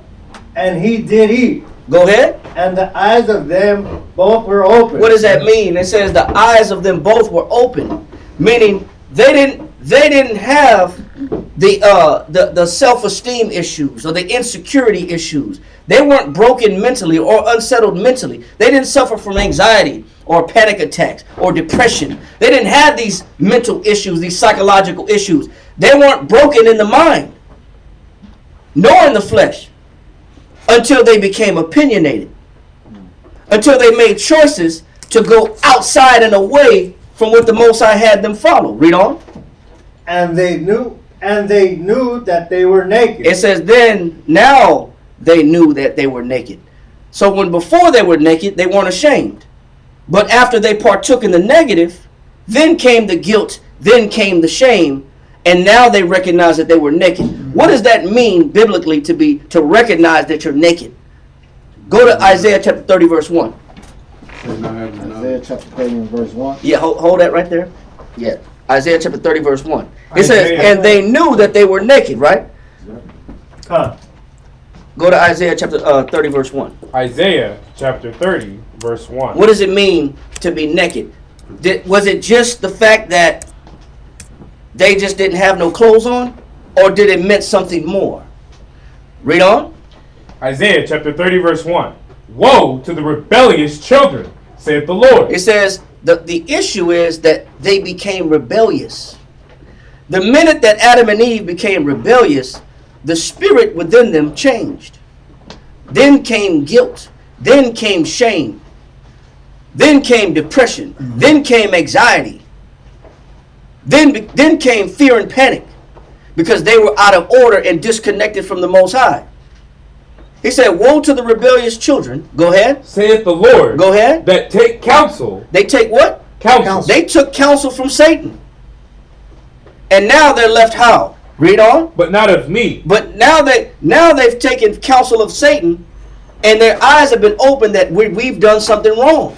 I'm guilty. So once you know that you're guilty, you can do one of two things. You can either confess that you're guilty, or you could do this. Go back to Genesis, finish reading that 3 and 7. You want it from the top? No. Yes, go ahead. Genesis chapter 3, verse 7. And the eyes of them both were open, and they knew that they were naked. So I can do one of two things when I know that I'm naked. Which is going to tell you what it means. I can either confess that I'm naked, or I can do what? Read on. And they sewed fig leaves together. Or they sewed what? Fig leaves together. You know what those fig leaves represent? An avatar. You know what those fig leaves represent? A costume, a covering, a level of protection, and a facade. That's a concealment. Yeah. Wow. True. Everybody conceals the real truth. So instead of confessing that they was wrong, they started a masquerade. We say we're gonna hide this nakedness. We're not gonna expose the dirt. We're not gonna expose the fact that I'm guilty. We're not gonna confess the fact that we're guilty. We're gonna cover it up. And that's what people do when they're in their sin. They don't come to the Most High and confess their faults and their wrongs. They just keep on putting on makeup and putting on fig leaves and putting on gold, money, cars, houses, jobs. They just keep adding on superficial elements to give them the idea that they're going to be okay. We all do that. We all start adding on superficial levels of covering or concealment to hide the real truth about ourselves. Read on. And made themselves aprons. And made themselves what? Aprons. That ain't nothing but a mask. An apron is nothing but a mask. It's a covering. That's what people do. Go back to where you at, y'all. Isaiah chapter 30, verse 1. Woe to the rebellious children, saith the Lord, that take counsel, but not of me. Read That on. cover with a covering, but not of my He spirit. says they cover with a covering, but what? But not of my spirit. So instead of confessing that I've been disobedient to the Most High, instead of confessing that I have sinned and I've done wrong, I still go out in the world putting on different other elements of the world to make it appear that I'm okay. I want the appearance to be okay, so now I add on and compound all these superficial elements to hide the truth about me. That the truth about me is that I'm dirty. The truth about me is that I'm imperfect. The truth about me is that I need to be cleaned up. But nobody wants to reveal the truth about themselves. So all we do is keep on adding more sin on top of sin. Read on. It says, that they may add sin to sin. Every time you put on another covering, another masquerade, another mask, another shield, or another Justification. imagination, another false appearance or facade, all you're doing is adding on what? Sin unto sin. All you're doing is stacking on sin. The more you hide from the truth about you. The truth about you is you're dirty. You're in need of change. You're in need of confession. That's the truth about you. But every time people run from the truth, they're just stacking on more sin on top of more sin. That's all Adam and Eve did right here. They could have came to the Most High and said, we made a mistake. But what did they do? Add sin to sin. How? Now go back to Genesis 3 and 7. Genesis chapter 3, verse 7. And they, the second portion. And they sewed fig leaves together and made themselves aprons. Verse 8. And they heard the voice of the Lord power walking in the garden in the cool of the day. Read on. And Adam and his wife hid themselves from the presence of the Lord. They did what? Hid themselves from the presence of the Lord. Why put on aprons? Hide myself. It's to hide. Why put on a facade or a front to people? Why don't I show who I really am? Why don't I like me? To hide yourself. Go ahead. For the presence of the Lord power amongst the trees of the garden. Go ahead. And the Lord power called unto Adam and said unto him, Where art thou? Where are you at? Go ahead. And he said, I heard thy voice in the garden, and I was afraid. He said, I was afraid. Fear is not a natural thing. The Most High said he didn't give us the spirit of fear, but of power, love, and what? Sound mind. A sound mind. So where did fear come from? The spirit of fear comes from being disobedient. That's the natural spirit that jumps on a man or a woman when they're disobedient. That's the reward of being rebellious. She said that's how you know the spirit of the Most High had departed from Adam and Eve. Wow. And another spirit jumped on them. And to hide the fact that the Most High is not dealing with me, I just put on an apron. I just put on a front. I just put on a fake persona of who I want people to see me as. But the real truth is I'm dirty. Read on. And I was afraid because I was naked. And you know what he meant when I was naked? He was disconnected from the Most High. Somebody go to Ecclesiastes in the Apocrypha chapter 10 verse 12. What does it mean to be naked? Yeah. Ecclesiastes We're gonna hit that. Okay, We're gonna hit good. that. No, you don't know. It's good. No. Because I pulled it up a long time ago. Okay. Yeah, yeah. Yeah, But no. Go Yeah, ahead, yeah, but no, go you gotta on. go through it. You gotta get it. You gotta get it in a minute. I'm gonna tell you when you get it too. Go ahead. Ecclesiastes 10, verse 12. Go ahead. The beginning of pride. It says the beginning of pride. When people think that I don't have to follow the Most High, I can create my own definition of what's right. I can make my own opinion. I can have my own opinions. I don't have to govern myself by these commandments. He said the beginning of pride. Go ahead. The beginning of pride is when one departed from the Most High. And what was Adam and Eve dealing with in the garden? Pride. Pride, man. I don't, because pride is, I want to make myself appear to be something I'm not. It's an unduly high opinion of oneself. It's the character that I create versus the reality of who I am. People create characters, man. And they got all these monikers. And they got all these characters. AKA. AKA. You know, Luther Vandross. AKA. The boy that did it first. AKA. Better known as. Formerly known as. You know what I'm saying? The one that got away. You know what I'm saying? The AKA, the best that ever did it. Yeah. Everybody got it. Jay-Z didn't do that. Hove did that. So Hove did that. Jigga didn't do that. Hove did that. What the hell does that mean? that wasn't me. That wasn't me. The other guy did that. My character did it, not the real me. Everybody got characters. Everybody got about 2 or 3 of them. Some people got 4 or 5 of them. Some people are different, and they just make themselves a damn reflection of whoever they're talking to. If I see that you this way, then I will put on that costume and give you exactly what you're giving me. I got the same costume, baby. I'm gonna put the same costume as you are, so you don't really see me. I'm gonna appear myself to look to where like you talking to yourself when you talk to me. We share the same thing. We share the same likes, the same wants. This is a front. I'm gonna show people what they show me. That's a costume too. I'm gonna give people what they want. That's that chameleon there kind That's that chameleon there. Yeah, color changing clip. You know what I'm saying? I'm gonna appear with however you want me to be. I'll be that. But you never gonna know the real me, because I don't want nobody to see the real me. I want you to see my character, because people operate with characters. People got avatars, man. Real life avatars. And the Most High see through all that. Read on. Ecclesiastes 10 and 12. The beginning of pride is when one departed from the Most High. Go ahead. And his heart is turned away from his Maker. Wow. Read on. For pride is the beginning of sin. It says, for pride is the what? Beginning of sin. It says that's the killer for us. When you walk around with these high opinions, living life through the character that you created, that's the beginning of man's downfall. Not being honest about who I am to the Most High, not confessing my wrongdoings. Read on.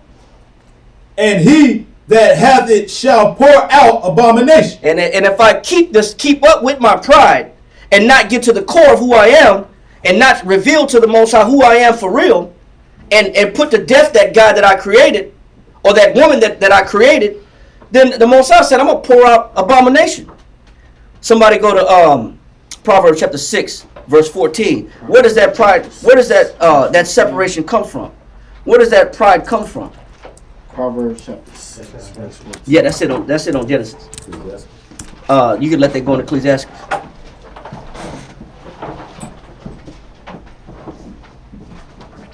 Ready? Yep. Proverbs chapter 6, verse 14 reads, forwardness is in his heart. It says, forwardness is perverse, that is turning away from, with an aversion or reluctancy. Basically, it also means not willing to yield or comply with that which is required. That's what forward is. Forward is not willing to yield or comply with what is required. All Adam and Eve was asked to do, they could eat whatever tree they wanted to eat. All the Most High told him was, just don't eat of the tree of the fruit of the knowledge of good and evil. Just don't eat from that tree. You can have all the other trees that you want. Just don't touch that tree. Just don't conduct yourself this way. But that's what a forward mind is. That's what forwardness is. It's it's lacking the ability or not willing to yield or comply with that which is required. Disobedient. What you got? Ungovernable. Ungovernable. Where does pride come from, or that forward mind come from? Read that in Proverbs. Forwardness is in his heart. Is where? Is in his heart. It's what man tells himself. The separation of man, or the disconnection from man and the Most High, it begins in the mind. It's whatever you tell yourself that you don't have to do or don't have to follow to be justified in the eyes of the Most High. I'm not doing that. It's crazy. Yeah, you tripping. That's too damn much. Bible. That's all you do is Bible. There's a lot of laws here. Yeah. Change. That's all you talking Ain't about. nobody finna tell me. I'm not finna tell nobody nothing. That's the beginning. Matter of fact, go there. Go to Wisdom of Solomon chapter 1 verse 3. Read that one more time, my Waller. Come. Forwardness is in his heart. He deviseth mischief continually. He soweth discord. And that's what forwardness does. Discord is separation. It says habitually disposed to disobedience and opposition. It says habitually disposed to disobedience and opposition. Wow. Forward. Get that right there. Wisdom of Solomon chapter 1 verse 3. Wisdom of Solomon, chapter 1, verse 3. The forward thoughts separate from the Most High. He says forward thoughts of somebody that's opposed to following commandments or complying with the Most High's laws and his statutes. He says forward thoughts do what? Separate from the Most High. And what happens is it leaves me naked. It leaves me without the covering of the Most High. That's the beginning of sin, is pride. Pride is that what pride is the mind frame that tells you you don't have to be obedient anymore. You don't have to follow the commandments anymore. And what does that thought process get you? Read that. For forward thoughts separate from the Most High. Read on. And his power, when it is tried, reproveth the unwise. So he's telling you that the Most High is not dealing with somebody with this mentality where they cannot be governed. They cannot be controlled. They're not willing to yield themselves or to be in compliance with that which is required. I grew past that. Yeah, I'm beyond that. I grew past that a long time ago. See, there's a greater understanding of the law, brother. You can eat all things, brother. No one's gonna make it then if that's the case. Right. People have this is man's pride will tell him anything. But that with that pride is when you start separating from the Most High. And people don't want to hear the truth about themselves. Matter of fact, who had Isaiah 30 and 1? He had. Yo, I've had it. Yeah, well, read that. Isaiah 30 and 1. Read that.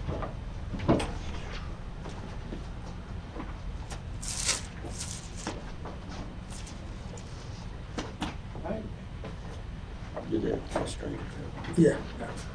Read that. Isaiah 30 and 1. One of the book of Isaiah.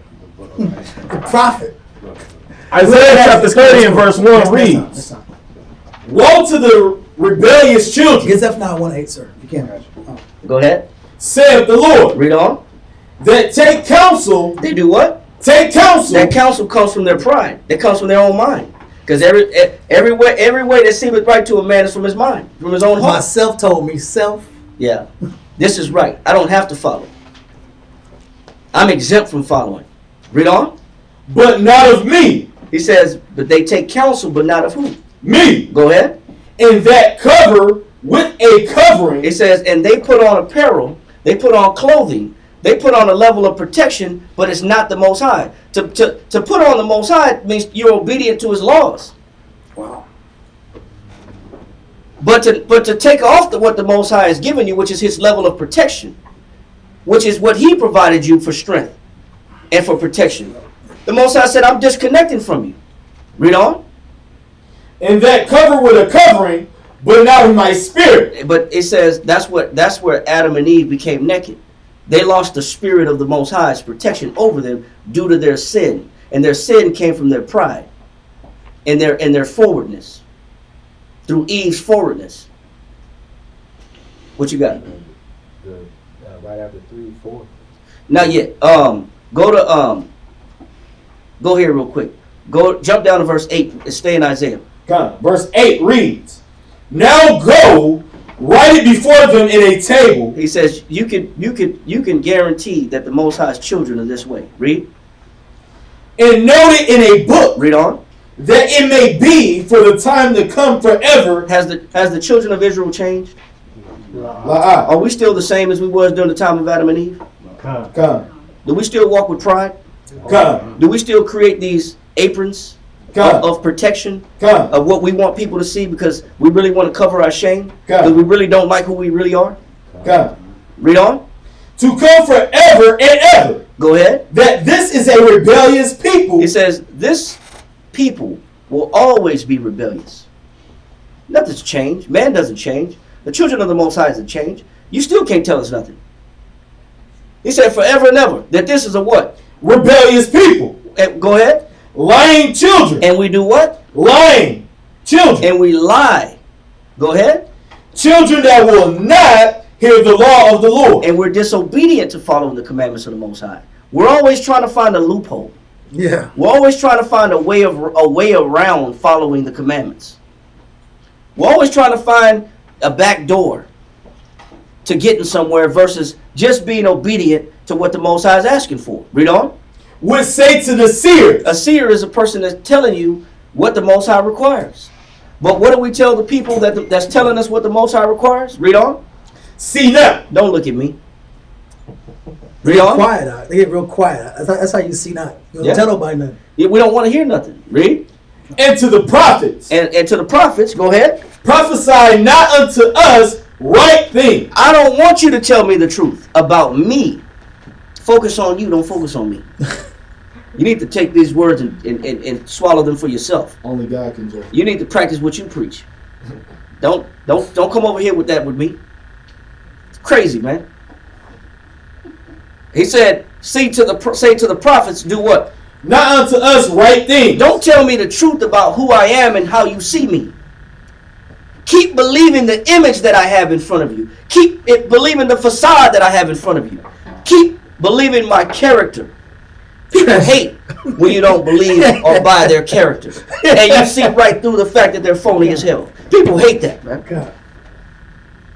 That you're not buying the fake imagery that they put up to, or that front that they walk around But with. you don't believe me? Yeah.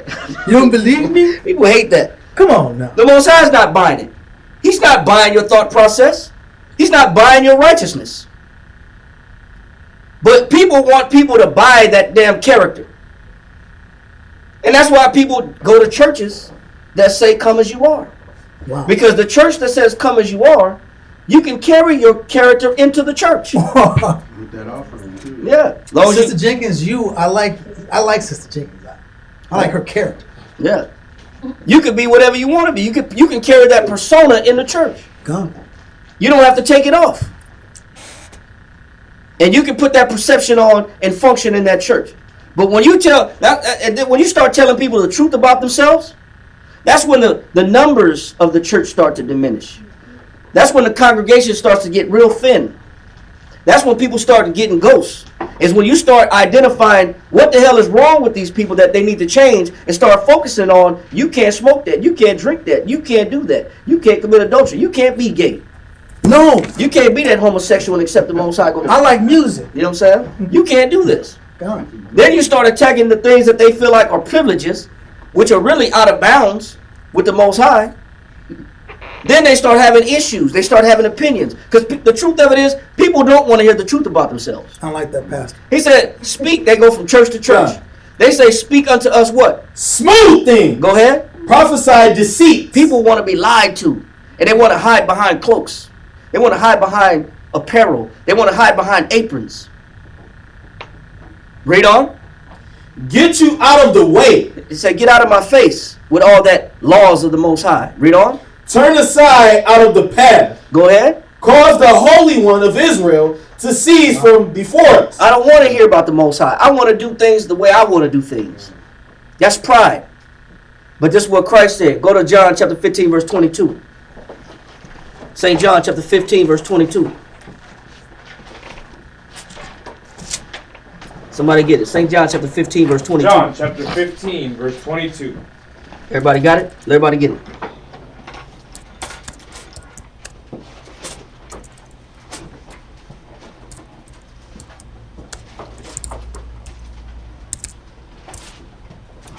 Read that. St. John chapter 15, verse 22. If I had not come and spoken unto them. That's why Christ said this. Christ said, man, if I didn't come down here on this earth and speak to y'all and tell y'all directly the words of the Most High, this is why Christ said he had to do what he did.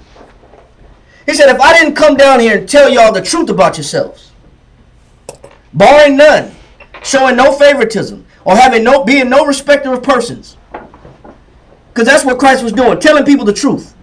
He said, but if I didn't do this, read on. They had not had sin. He says they wouldn't recognize what? Sin. They wouldn't recognize how off they were.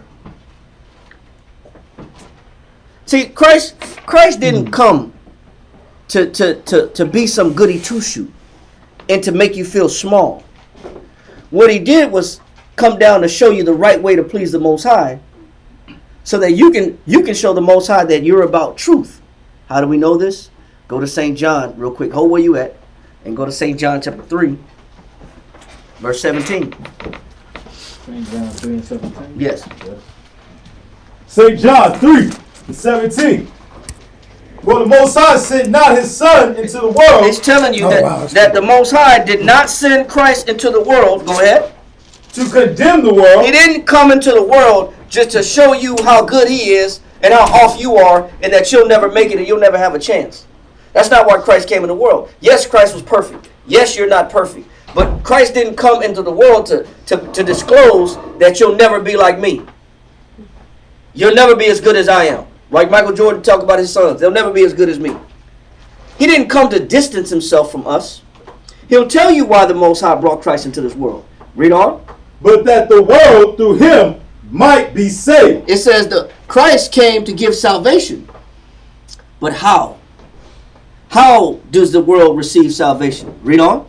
He that believeth on him is not condemned. And that if I believe in what Christ is telling me, then I won't be condemned. Condemned is having that disconnected conscience of the Most High. That separation from the Most High. Read. But he that believeth not is condemned already. Because Christ is the way, the truth, and the life.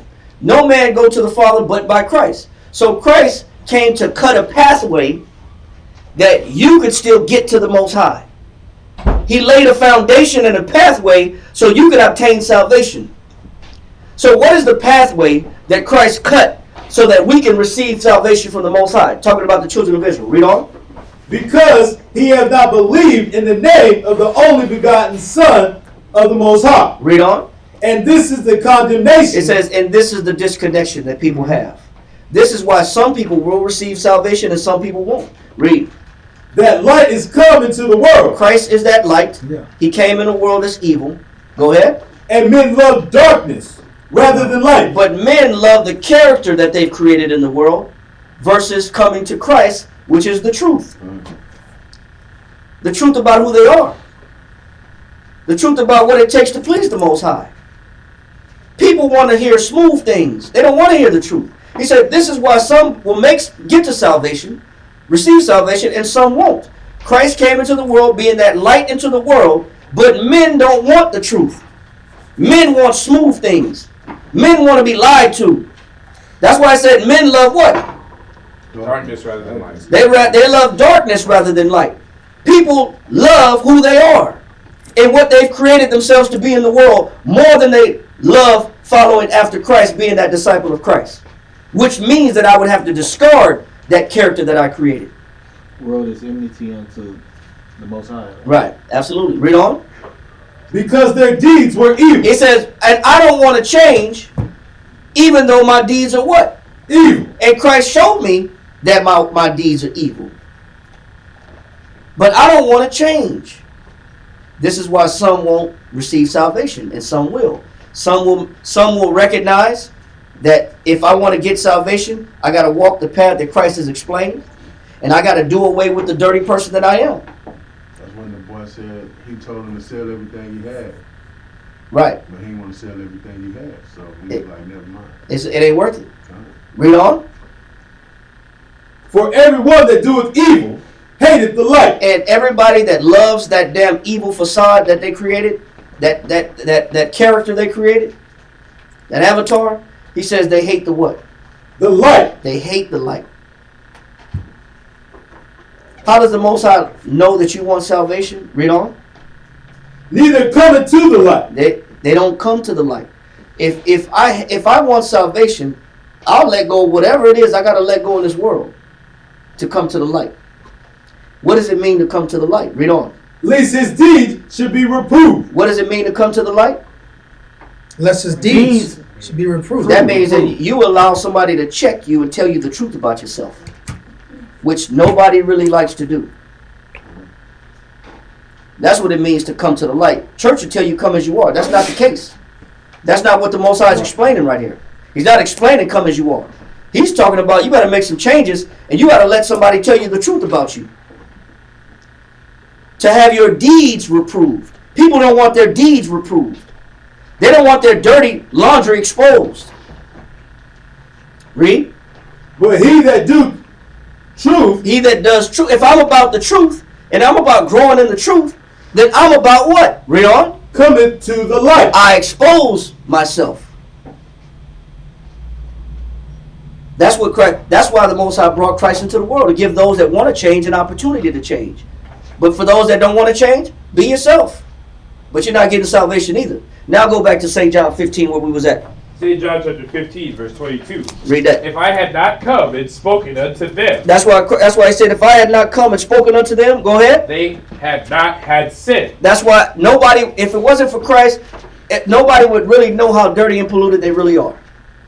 Everybody would still have their own interpretation of what's right and wrong, based on what they've created. Read on. But now. He said, but now what? They have no cloak. He said, now they have no what? Cloak. Christ came and ripped off the what? Cloak or covering. What's a cloak?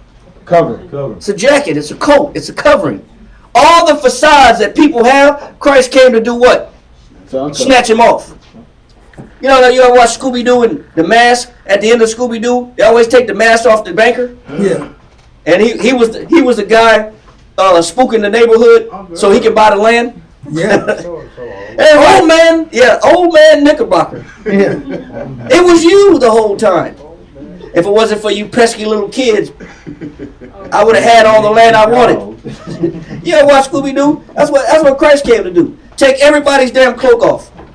You fake, you're fake, you're fake, you're fake, and you're fake, you're fake, you're fake, you're fake, you're fake. Oh, you over there, you fake too.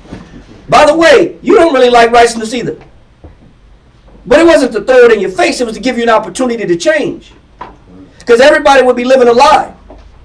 That's why I said if I didn't come to them, he said they wouldn't have done what?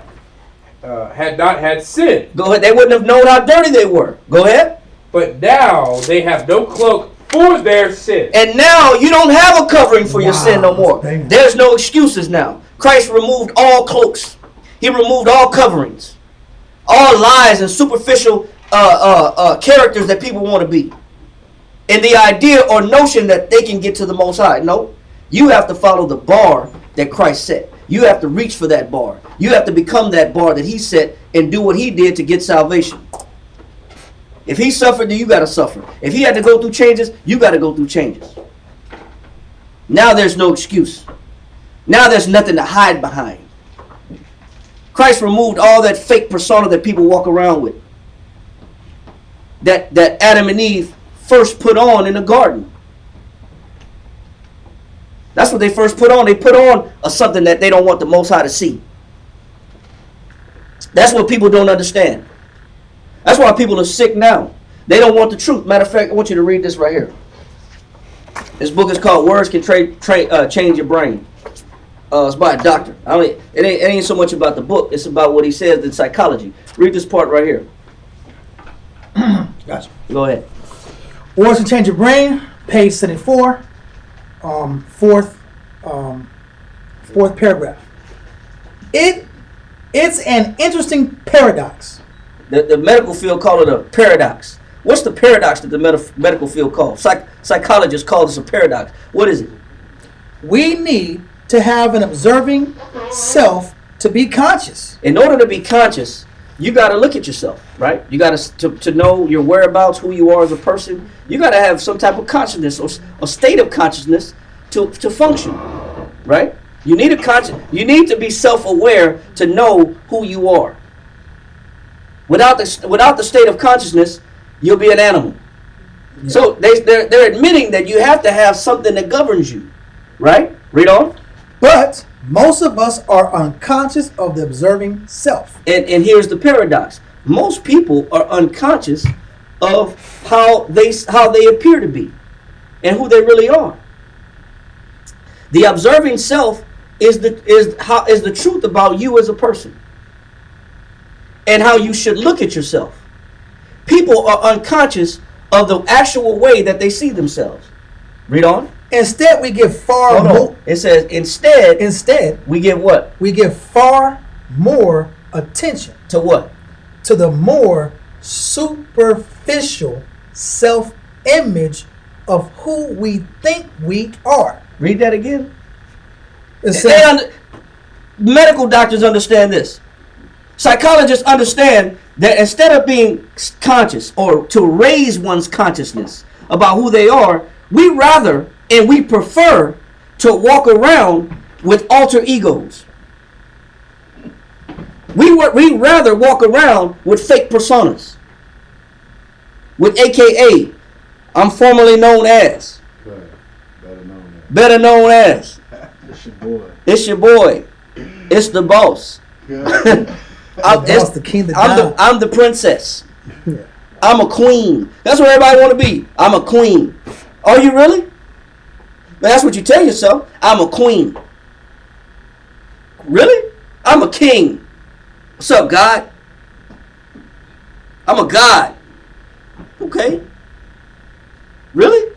Everybody wants people to buy their moniker, who they think they are. Psychologists understand this. This is the issue with people. The Bible been saying it the whole time. But sometimes it takes the damn white man's knowledge to tell people the truth about themselves. Even they understand this. Read that again. The devil was honest with me. I guess it's true. It is true. Yeah, right. Read that again. Instead, we give far more attention to the more superficial self-image of who we think we are. And that's exactly what Christ is saying. People don't want to hear the truth about themselves. People, they take care to maintain the creature that they created. That costume. They go to decorate themselves and they maintain that costume, that imagery that they put out. They'll put more effort into fixing that than the actual person that has the issue. The person within that the issue is coming from. I'll do whatever is necessary to maintain the imagery. But I won't give people the real me. Read on. These impressions. The psychologists call them what? Impressions. The Bible calls it a cloak. The Bible calls it an apron. The Bible calls it a covering. In the medical field, they call it what? Impression. This is you creating impressions. You're impersonating somebody. Everybody impersonates somebody. Who they want people to see them as. How they want to be viewed by people. How I want people to receive me. Not according to the truth, but according to what I created. I got my own costume on.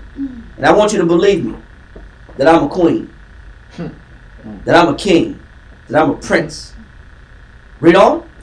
These impressions are filled with our fantasies. They're filled with what? Our fantasies. They're filled with what? Our fantasies. So who created the character that walks around in your flesh? Our fantasy. It's how you see yourself. That, you know what that means? People are not real.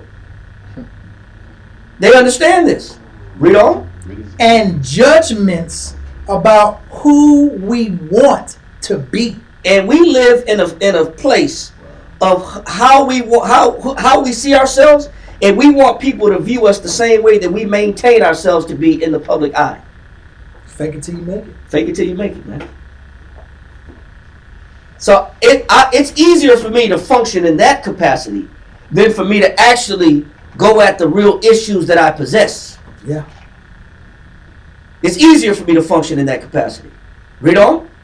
Says, filled with our fantasies and judgments about who we want to be and who we fear we might be. Or I don't want to become like my parents. I don't want to become like my dad. I don't want to become like my mom. So I do anything to not appear that way. I don't want to become so-and-so. So I do anything to not be looked at as the person that makes me feel bad. When I really start to see me as and who I am, I don't like what I see as a person. I don't like that. I don't like to be looked at as unattractive. This comes from the Neuroscience Institute of San Diego. They deal with a lot of people's brains. Dealing with brains, bro. Dealing with the thought process. Go ahead. It says, but none of these ideas, None of these fantasies. Go ahead. is accurate. None of the all these characters that we create are accurate. They're not the real person. They're not the core of the person. Yeah, well, give me Ecclesiastes chapter 22, verse 9 real quick. I know we're gonna keep reading. Go ahead. Ecclesiastes, yes, sir. So we kind of walk around like the Pharisee from Luke 18. Exactly. Read that. Ecclesiastes real quick, chapter 22, verse 9. Ecclesiastes chapter 22, verse 9. Read that. If children live honestly. Stop right there. He said, if you live how? Honestly. Now hold that. Now keep reading right here. He said, none of these fantasies are Accurate. Are accurate. Go ahead. When we learn how to use our observing self. It says you got to learn how to use your what? Observing self. You know what that observing self basically is saying in the medical field is the real you. The core of you. The real person that you are. You need to start maintaining and looking at that person. Using that to govern your thought process, not the fake person you created. Read on. To watch these other images, Go ahead. we begin to realize that they aren't necessarily real. You got to realize that the costume you put on every day is not real. Some people have sold themselves to believe that their own costume is who they really are, when they're really not even that person. You didn't play tricks on your own mind. That the person that you are is actually a real person. That the Most High is pleased with you the way you are. In the way how you carry yourself. You tell that lie long enough, like you tend to believe. That's what they say, right? You know, so he said it ain't real. The AKA, the so-and-so is not real. Read on.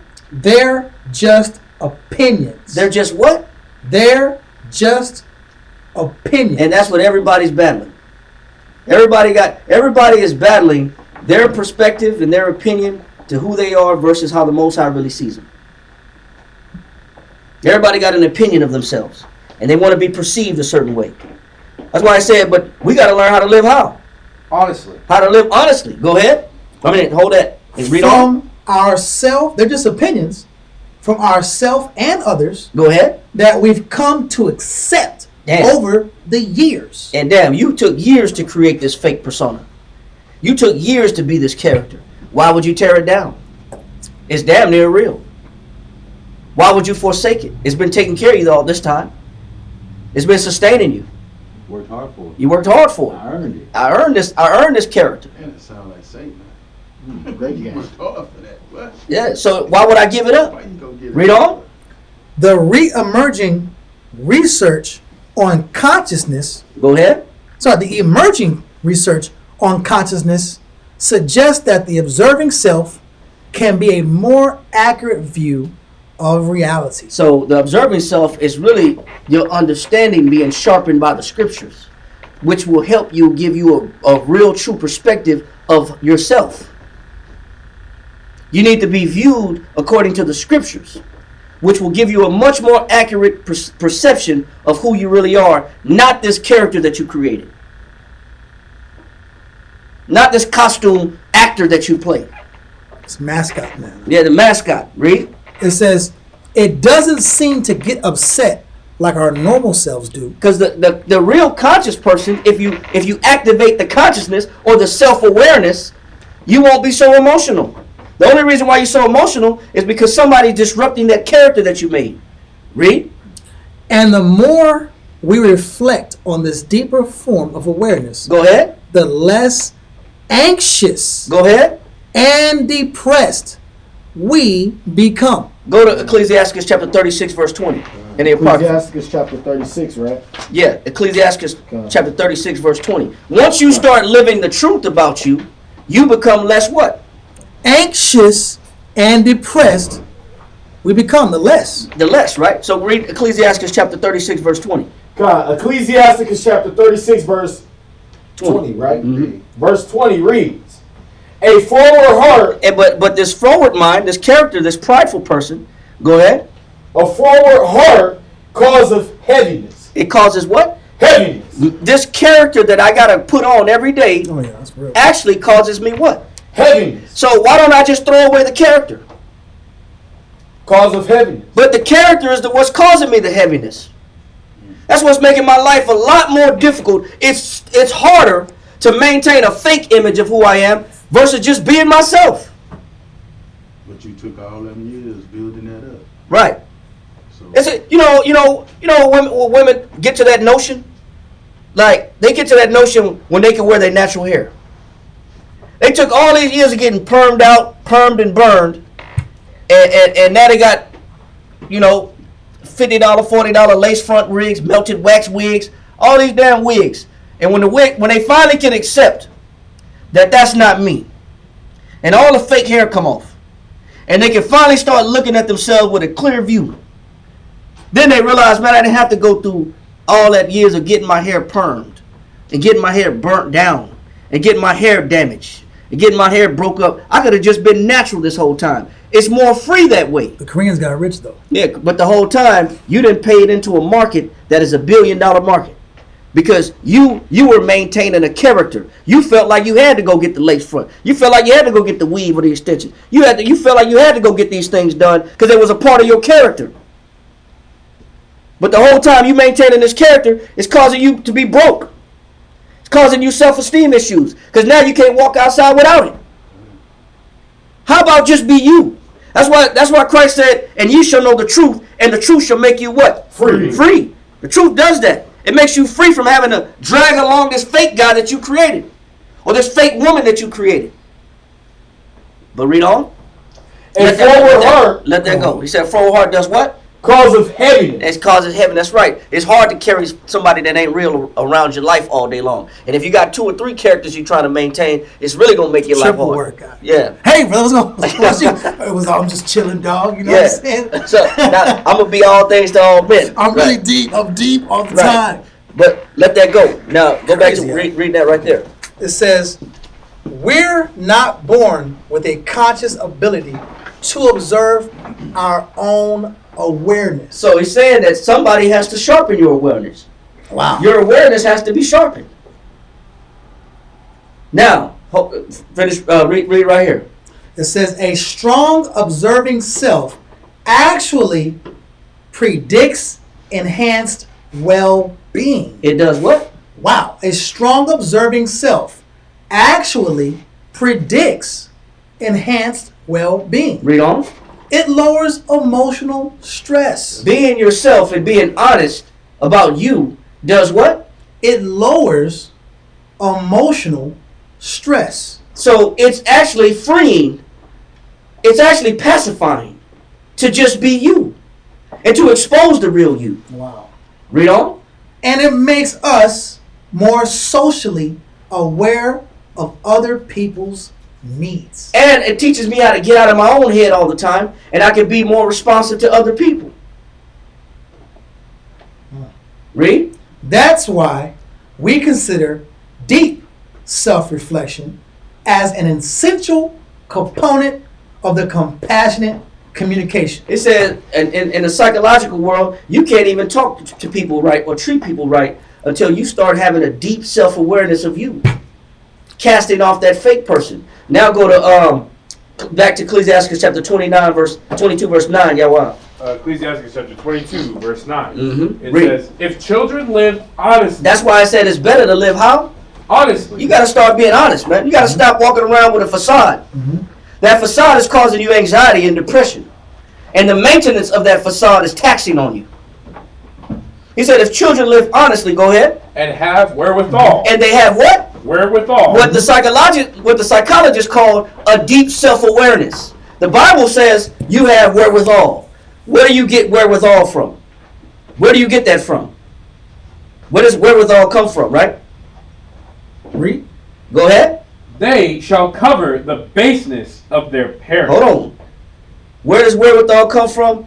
Go to Psalms what is that? 119. We said, Take heed. wherewithal shall a young man cleanse his way? Yeah. 19 and 9. I think it's 19. 119. 119 and 104. I think it is. That's 119 and 9. 119 and 9. 119 and 9. Yes. Read that. God. Hold where you at, y'all. Psalms 119 and verse 9. Wherewithal shall a young man cleanse his way. How are you gonna have a deep reflection of yourself, a heightened sense of self-awareness? How are you gonna clean yourself up? How are you gonna know what's wrong with you? Read on. By taking heed thereto according to thy word. The more you become obedient to the Most High's commandments, the more you're able to correctly look at yourself. If not, you're going to be living a lie.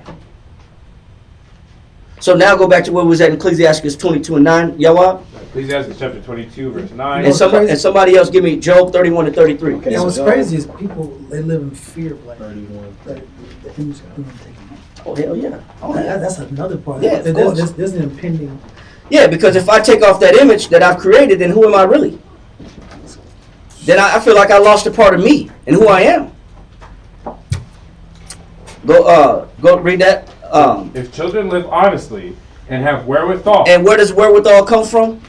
We just read it. From taking heed unto the commandments of the Most High. Following the scriptures gives you a heightened sense of awareness of who you really are. Somebody give me Job chapter 31 verse 33. Job chapter 31 verse 33. But back to the garden. What happened in the garden? Why did Adam and Eve put on aprons? Why did they put on a fake reflection of who they really are? Job chapter 31 verse 33 says what? If I cover my transgressions as Adam. So what did Adam and Eve do? Cover my transgressions as Adam. Hold on. What was the fault of Adam and Eve? Covered my transgressions as Adam. So sin is inevitable. But you're going to make mistakes. But you have two choices when you make mistakes. You're going to be wrong in your life. But you got two choices you can make in your life. You can either keep covering the real truth about you and add sin on the sin and keep adding on other layers of falsity and propaganda about what you want people to believe. Or you could just say what? I can say, you know what? I was wrong. Let me get to the core of who I am. Let me let people in on my life to correct me and to reprove me, to sharpen the real me, and not speak smooth things to me. Right? He said, if I cover my sins and my transgression as who? Adam, by hiding my iniquity in my bosom. By doing what? Hiding my iniquity in my bosom. I don't want nobody to know my mistakes. See, everybody's going to sin. Everybody's going to be wrong. Everybody's guilty. But what do you do when you sin? Do you let people in and show you where you're wrong at? Do you embrace people correcting you? And do you embrace people reproving you? Or do you want people to buy the lie that you created? See, that was the mistake of Adam and Eve. It wasn't that the Most High didn't know that they were going to make a mistake. He knew that they were going to make a mistake. All he was asking for was the truth. That's why I said, Adam and Eve, where are you? He said, we hid from you because we were naked. Who told you was naked? Have you eaten of the tree of the fruit of the knowledge of good and evil? Have you been disobedient? Who told you this? What he was looking for was a confession. Read that right there. Proverbs 28 and verse 13.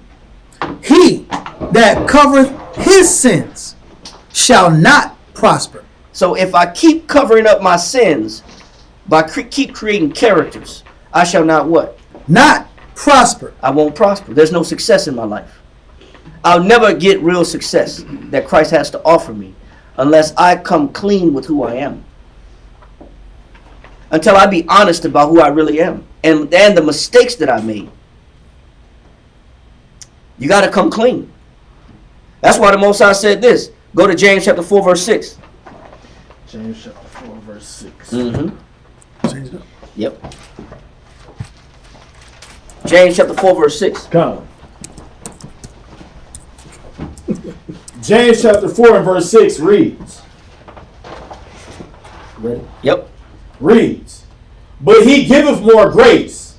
Wherefore he saith, the Most High resisteth the proud. The Most High won't deal with you if you still in what mentality? Proud. If you still proud, meaning you still holding on to your character. You still want the Most High to believe that fake image that you are, the fact that you don't make mistakes, that you can't come clean, that you have no wrongdoing, you don't do nothing wrong. Read it again. But he giveth more grace, wherefore he saith, the Most High resisteth the proud, but giveth grace unto the humble. He giveth more grace to who? The humble. The humble. The Most High is he's more forgiving. He's more compassionate to those that actually come clean about what they do wrong. But the people that walk around with a costume on, the Most High is not giving them no grace. He's not extending them more time. They're not getting more mercy from the Most High. Because they don't want to put down that image that they created. The Most High say he give more grace to the humble. Go ahead. Submit yourselves therefore to the Most High. That's why I said you need to stop with the costume making and go ahead and submit to who? To the Most High. Go ahead. Resist the devil, and he will flee from you. Hold that. Let that go real quick. Go to 1 Peter chapter 5, verse 5.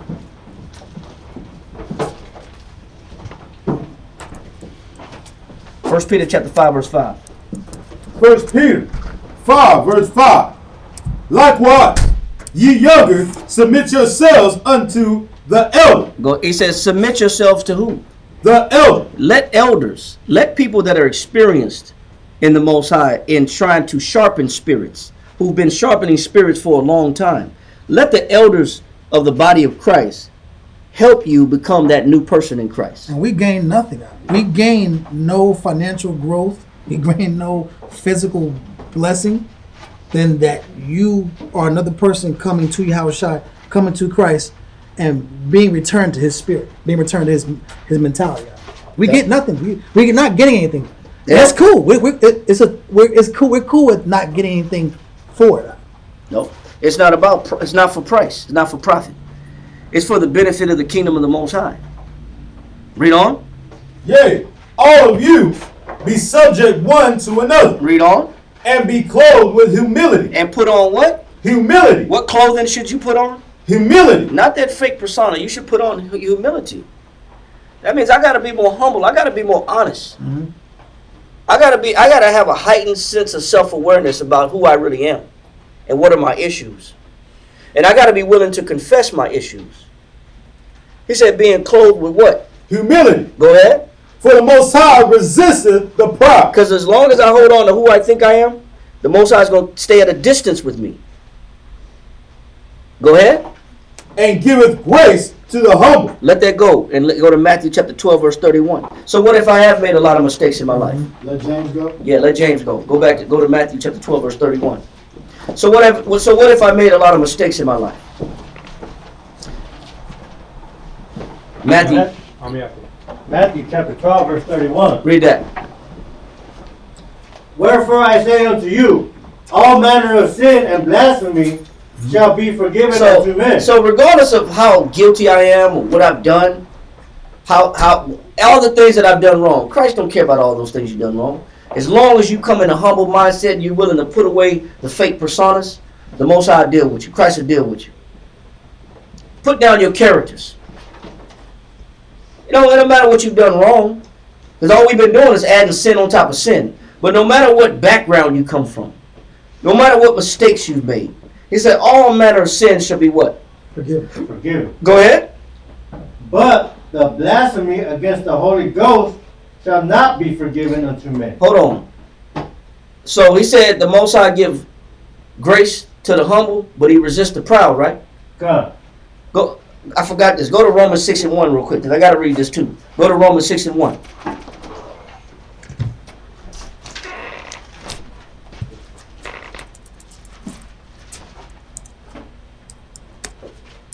Read that. Romans chapter 6 and verse 1 reads, what shall we say then? Shall we continue in sin? So now, just because the Most High say give more grace to the humble, he resists the proud, but give more grace to the humble, do I just keep sinning because the Most High is going to give me grace? Because I know the Most High is going to give me grace. Because he's good. Because he's so I should keep being the person that I am and make no changes. Go ahead. That grace may abound. So I can keep using and abusing the grace of the Most High and exhausting the grace of the Most High. Go ahead. God forbid. No. Go ahead. How shall we that are dead to sin live any longer therein? So if you're supposed to be putting sin to death by putting those characters to death, and you're supposed to be making real honest changes. Let that go. I just want to get that. He said all manner of sin shall be forgiven, right? So what about this? Go to Genesis 13 and 13. Go to Genesis chapter 13, verse 13. What about this? Genesis chapter 13, verse 13. Read this. Okay, whenever you're ready. Go ahead. Okay, Genesis chapter 13, verse 13. Read that. It says, but the men of Sodom were wicked. So what if I came from a sodomite background? What if I came from a homosexual background? If I was gay in the world? Well, the experimentation going on. Yeah, trisexual, Q, LBGQT, whatever the background. That's what Sodom means, right? Yeah, sodomy, yes. Sodom, the city Sodom comes from the word sodomy. Yeah. You know what I'm saying? And, you know, we got young minds in them, so we'll clean it up. But it means to penetrate, you know, The wrong way. Going the wrong door. To sodomize somebody.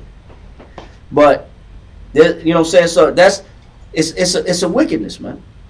That's where the word comes from. Now, we got young ones in here, but they got to hear it eventually. They got to hear the truth of what sodomy is. What it means to be homosexual and gay. We're not dancing around the topic. Now, the internet might not like it, but who cares? What's the truth of it? Read it again. Genesis chapter 13, verse 13. But here's the beauty of it. Even if somebody did come from that background, Christ said all men of sin shall be what? Forgiven. They can get this truth and change. The brother that was on that, hide your kids, hide your wife. Yeah, that guy. I forgot his name, but you know what I'm saying? They raping everybody in here. Hide your kids, hide your wife, whatever his name was. That brother, obviously, he had that spirit on him. But he admitted that, you know what, he became an Israelite. And he didn't carry that spirit no more. He was resisting that spirit. Antoine Dotson. Antoine Dotson. Hide your kids, hide your wife. But that brother became an Israelite. And that takes a lot of courage out. It takes courage to kind of like, say, okay, my past life was off. No, that takes courage, period. Be like, that lifestyle was wrong. To amend his lifestyle, that's respectable. It's very respectable. But you know what he says? He said all manner of sin can be forgiven. So, even in that realm, you could come out of that realm, but you got to come out of that realm. You can't come in this realm still maintaining that lifestyle. But read it again. Genesis chapter 13, verse 13. But the men of Sodom were wicked and sinners before the Lord exceedingly. He said that's an exceeding wickedness. It's an abomination. It's an exceeding wickedness. Yeah. But if you come from an exceeding wicked background, you still have a chance. So all is not lost. Because there's a spirit of despair that hits people when they realize, I can't expose myself. I can't be this person. I can't come out with who I am because I'm ashamed. I've made too many mistakes. Or I'm ashamed of how people don't see me. God. The despair starts jumping on people out. Come. Ecclesiasticus chapter 16, verse 6, real quick. Let that go, y'all. Ecclesiasticus chapter 16, verse 6. Come. Ecclesiastes. Salakia. You said Ecclesiasticus? Yeah. Okay. Ecclesiasticus chapter 16, verse 6 reads, in the congregation of the ungodly shall a fire be kindled. See, the Most High gets angry for people that's hardy or prideful in their sin, that have no desire to change but will maintain their sin. He said the Most High will cause a fire to come in that congregation. Read on. A fire be kindled, and in a rebellious nation wrath is set on fire. It said sex is on fire, man. Was that Kings of Leon? Yeah. Oh, your sex is on fire. Yeah, the Most High gonna put it on fire. She's on fire. They play a lot of songs. Yeah, they play it intensely. That song's really passionate. The Most High gonna burn it up. He gonna burn that type of relationship up. Read on. He was not pacified towards the old giants who fell away in the strength of their The foolishness. Most High wasn't tolerant with the old giants, which is in Genesis 6 or Genesis 5 before the flood, or Genesis 6 when the Most High had to wipe the earth away because of negativity. He says because it was just evil continually in man's mind, so he had to destroy them all. He said he didn't tolerate it then. Read on. Neither spared he the place where Lot sojourned. And where did Lot sojourn? Sodom and Gomorrah. Sodom and Gomorrah. We just read it in Genesis 13. The Most High didn't tolerate that place either. Read on. But abhorred them for their pride. He said, but the Most High really hated them because of their what? Pride. Because they had no desire to change. They were so that gay pride. Instead of saying, okay, this could be wrong and acknowledging that it's wrong in the eyes of the Most High, people go on and flaunt the exercise of it. They go on and take more pride in it, adding sin on top of sin and being flamboyant about it, being open about it, and wanting everybody to accept that costume of sin that they put on. We're going to try to force people into it also. Right, or force you to accept it. God. If they're not forcing it on you, then they're forcing you to accept it, that this is acceptable. It's not acceptable. See, it's not that Sodom couldn't be forgiven, or a person that came from that background couldn't be forgiven, a gay and lesbian background, or queer background. It's the fact that you have opportunity. Do you repent and change? Or do you just flaunt it even more and become more flamboyant about your sexual preference? God. I'm smoking more No cigarettes. guilt behind it. God. No desire to change. That's why I said he really hated the fact that not only it's a sin, but they got a pride about it.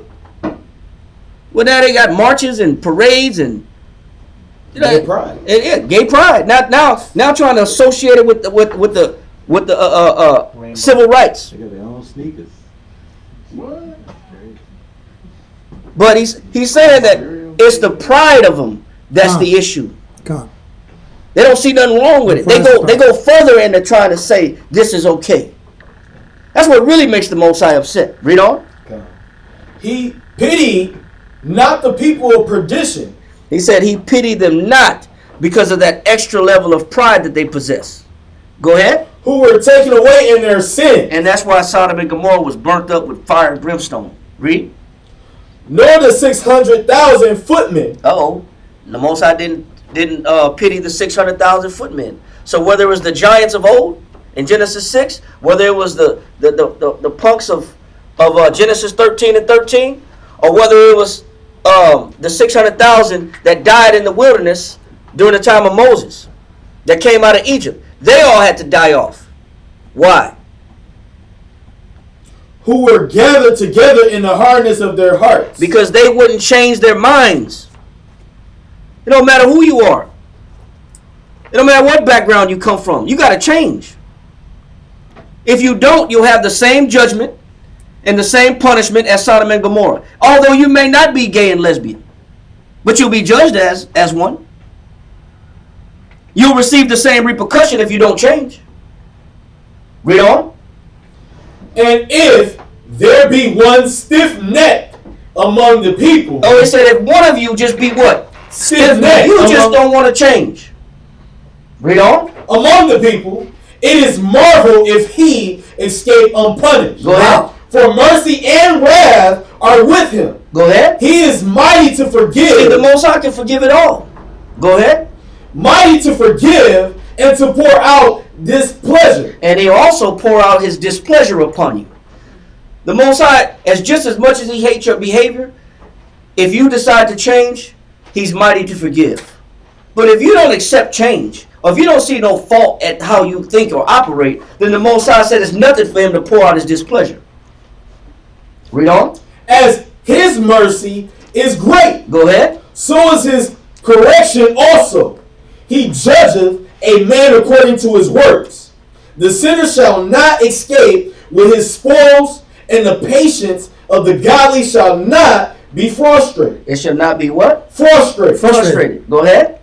Make way for every work of mercy. It says make sure that you try to do everything to obtain what? Mercy. Got post right here. Go ahead. Be portion of Proverbs 28. Be portion. From point 1. He that covereth his sins shall not prosper. Verse 13, B portion. But whosoever confesseth and forsaketh them shall have mercy. So when such one says, make way for mercy, how do you make way for mercy? It says, whosoever confess and forsake them shall have mercy. So to have mercy, I got to confess. Yep. Then I have to forsake. Perfect. Read on. Read that verse 14 again. Come, verse 14. Make way for every work of mercy, for every man shall find according to his works. So the Most High is just going to reward you according to your works. Go to Revelation chapter 3, verse 17 real quick. How do I make way for mercy? Versus tempting the Most High to execute his vengeance and hot displeasure. Revelation chapter 3 verse 17. Read that.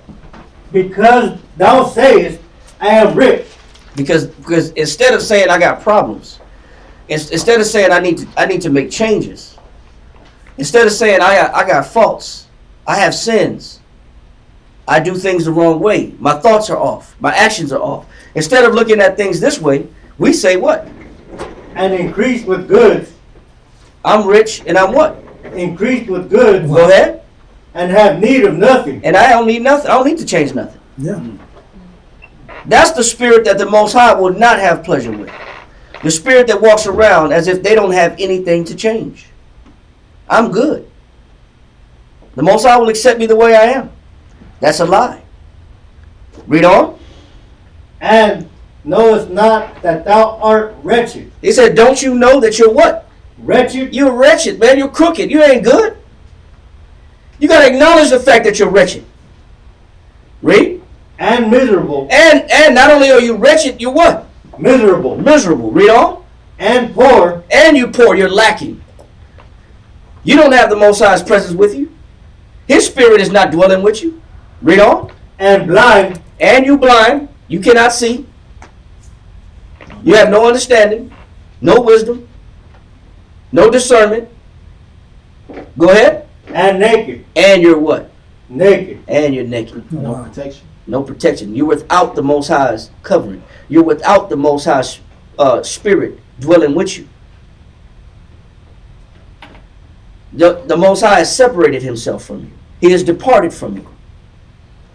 And that's what Adam and Eve realized. That the Most High's spirit had departed from them. And he says, instead of walking around like I'm good, you have to recognize that you have these issues and you have need of change. Yes, sir. Ecclesiastes 4:20 on that note. Yeah, read that. Ecclesiastes chapter 4 verse 20. It says, observe the opportunity and beware of evil. Now, he says, you gotta observe the opportunity and what? And beware of evil. And you got to beware of evil. That's why it says this in Romans. Go to Romans 8 and 13. We're going to wrap it up soon. Romans chapter 8, verse 13. We're going to finish a couple scriptures real quick. Romans chapter 8, verse 13. Romans 8 and verse 13. Read that. For if ye live after the flesh, ye shall die. Go ahead. But if ye through the Spirit do mortify the deeds of the body. That's why you got to recognize you have to have a heightened self-awareness. You got to have a heightened sensibility of what's wrong with you. And you got to put the things that's wrong with you to death. That's why it says if you mortify what? The deeds of the body. Go ahead. You shall live. To mortify means to put to death the actions of the body. Doing things your way. He said you shall live. This is what Christ was explaining. Go to John chapter 12, verse 25 real quick. This is what Christ was talking about. St. John chapter 12, verse 25. St. John chapter 12, verse 25.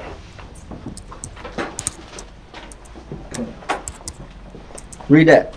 St. John chapter 12, verse 25 reads, he that loveth his life shall lose it. That's why I said he that loveth his life shall what? Lose it. If you want to keep going the way you're going in life, he said, and you're not going to make any changes, he said you're going to lose your life. You want to maintain that character, you're going to lose your life. Read. And he that hateth his life in this world shall keep it unto life eternal. That's why you got to start bringing down those imaginations that you created. You got to start bringing down those facades that you put up, the fronts that you created, the aprons that you put on, the cloaks that you hide yourself with, the impersonation that you want to be, the impressions according to the psychological world, the false impressions of yourself. Read. If any man serve me, let him follow me. That's why you got to put it all aside and follow after Christ. You got to put down who you think you are.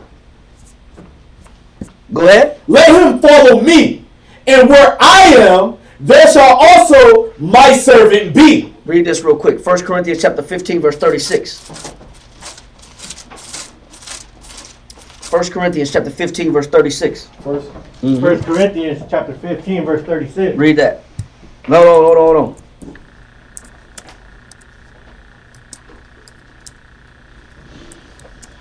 Hold on.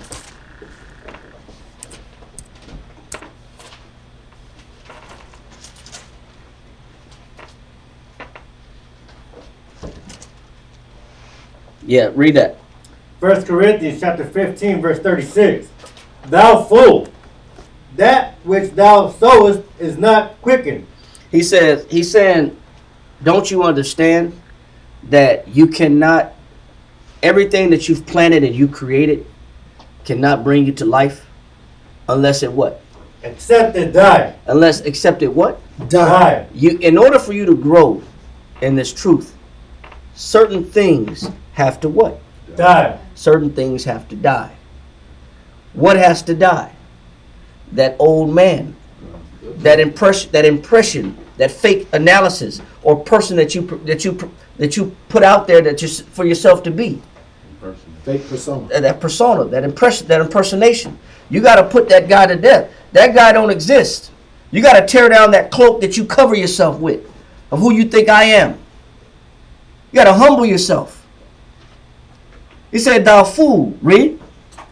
Thou fool, that which thou sowest is not quickened. It says you don't really get brought to life. You really don't know what it means to be alive in Christ until you put that old man to death.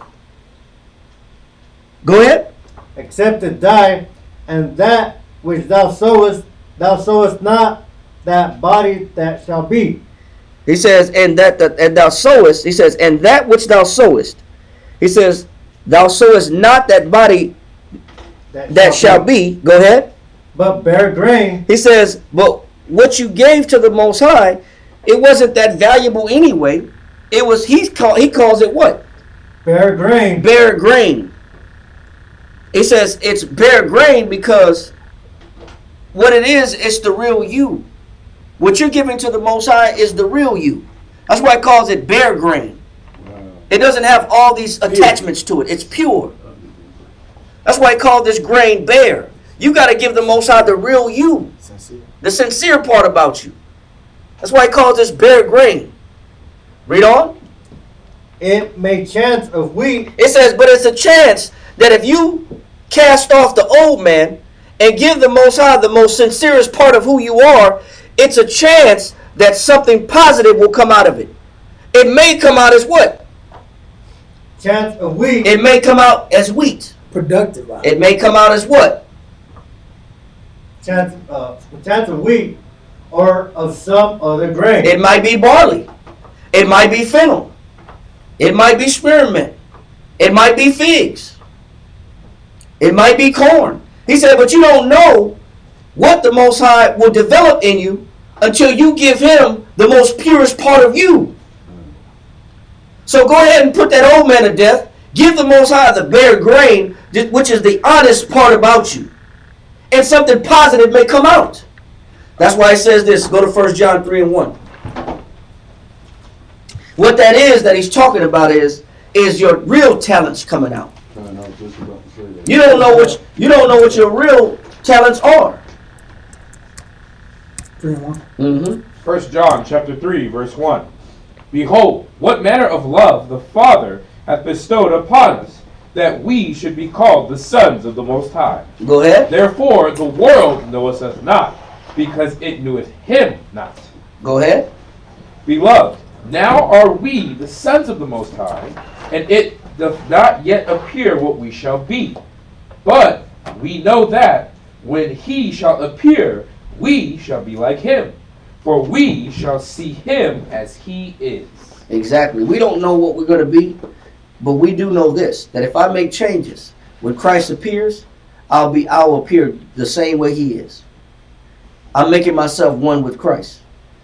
Now I forgot this verse. Go back to John chapter 12 and read 24.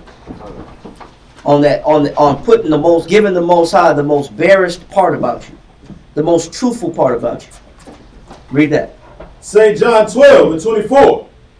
Verily, verily, I say unto you, except a corn of wheat fall into the ground and die. Exactly. That corn of wheat is talking about that old man. Go ahead. It abideth alone. It abideth alone. Go ahead. But if it die, it bringeth forth much fruit. And he says that process is called germination. It may sound like some harvesting tips. And he's talking about planting crops, but he's not. He's talking about what you gain in exchange for giving the Most High the real you. It may grow up something fruitful. That's why I say it's a chance that it may be wheat or some other grain, something that's valuable, that's productive. You don't know what the Most High is going to give you for changing out the old you so that the Most High can develop a new person. A lot of times we're so afraid to let go of that old person, we want to hold on to who we're familiar with. Versus changing completely. We're more afraid of who the Most High is going to turn us into or how we're going to be in the near future. If I do dedicate to myself to the Most High, is he going to take care of me? Is he going to take care of my needs? Is he going to sustain me? A lot of us live in doubt and are afraid to give the Most High the real us. A lot of us live in fear. But you don't know what you're missing out on by doing so. But you should know this. Go to James chapter 4. Last verse. James chapter 4 verse 8. Last verse. James chapter 4 and verse 8 reads. Ready? Yeah. James chapter 4 and verse 8 reads, draw nigh to the Most High. One thing that you should know that is the closer that you get by putting that old man to death, by putting to die that old man, mortifying the deeds of the body, tearing down those fake facades that you created. The more you do that, the more you get closer to the Most High. You should at least understand that is worth it. The more I be honest about who I am and my mistakes, I am getting closer to the Most High. You should at least know that. Read that again. Draw nigh to the Most High. And that is growth, man. What may feel like death in the truth is actually growth. What may feel like it's unfamiliar territory, that if I discard the guy that I created or the woman that I created, I don't know where I fit in. It may feel unfamiliar, but it's growth.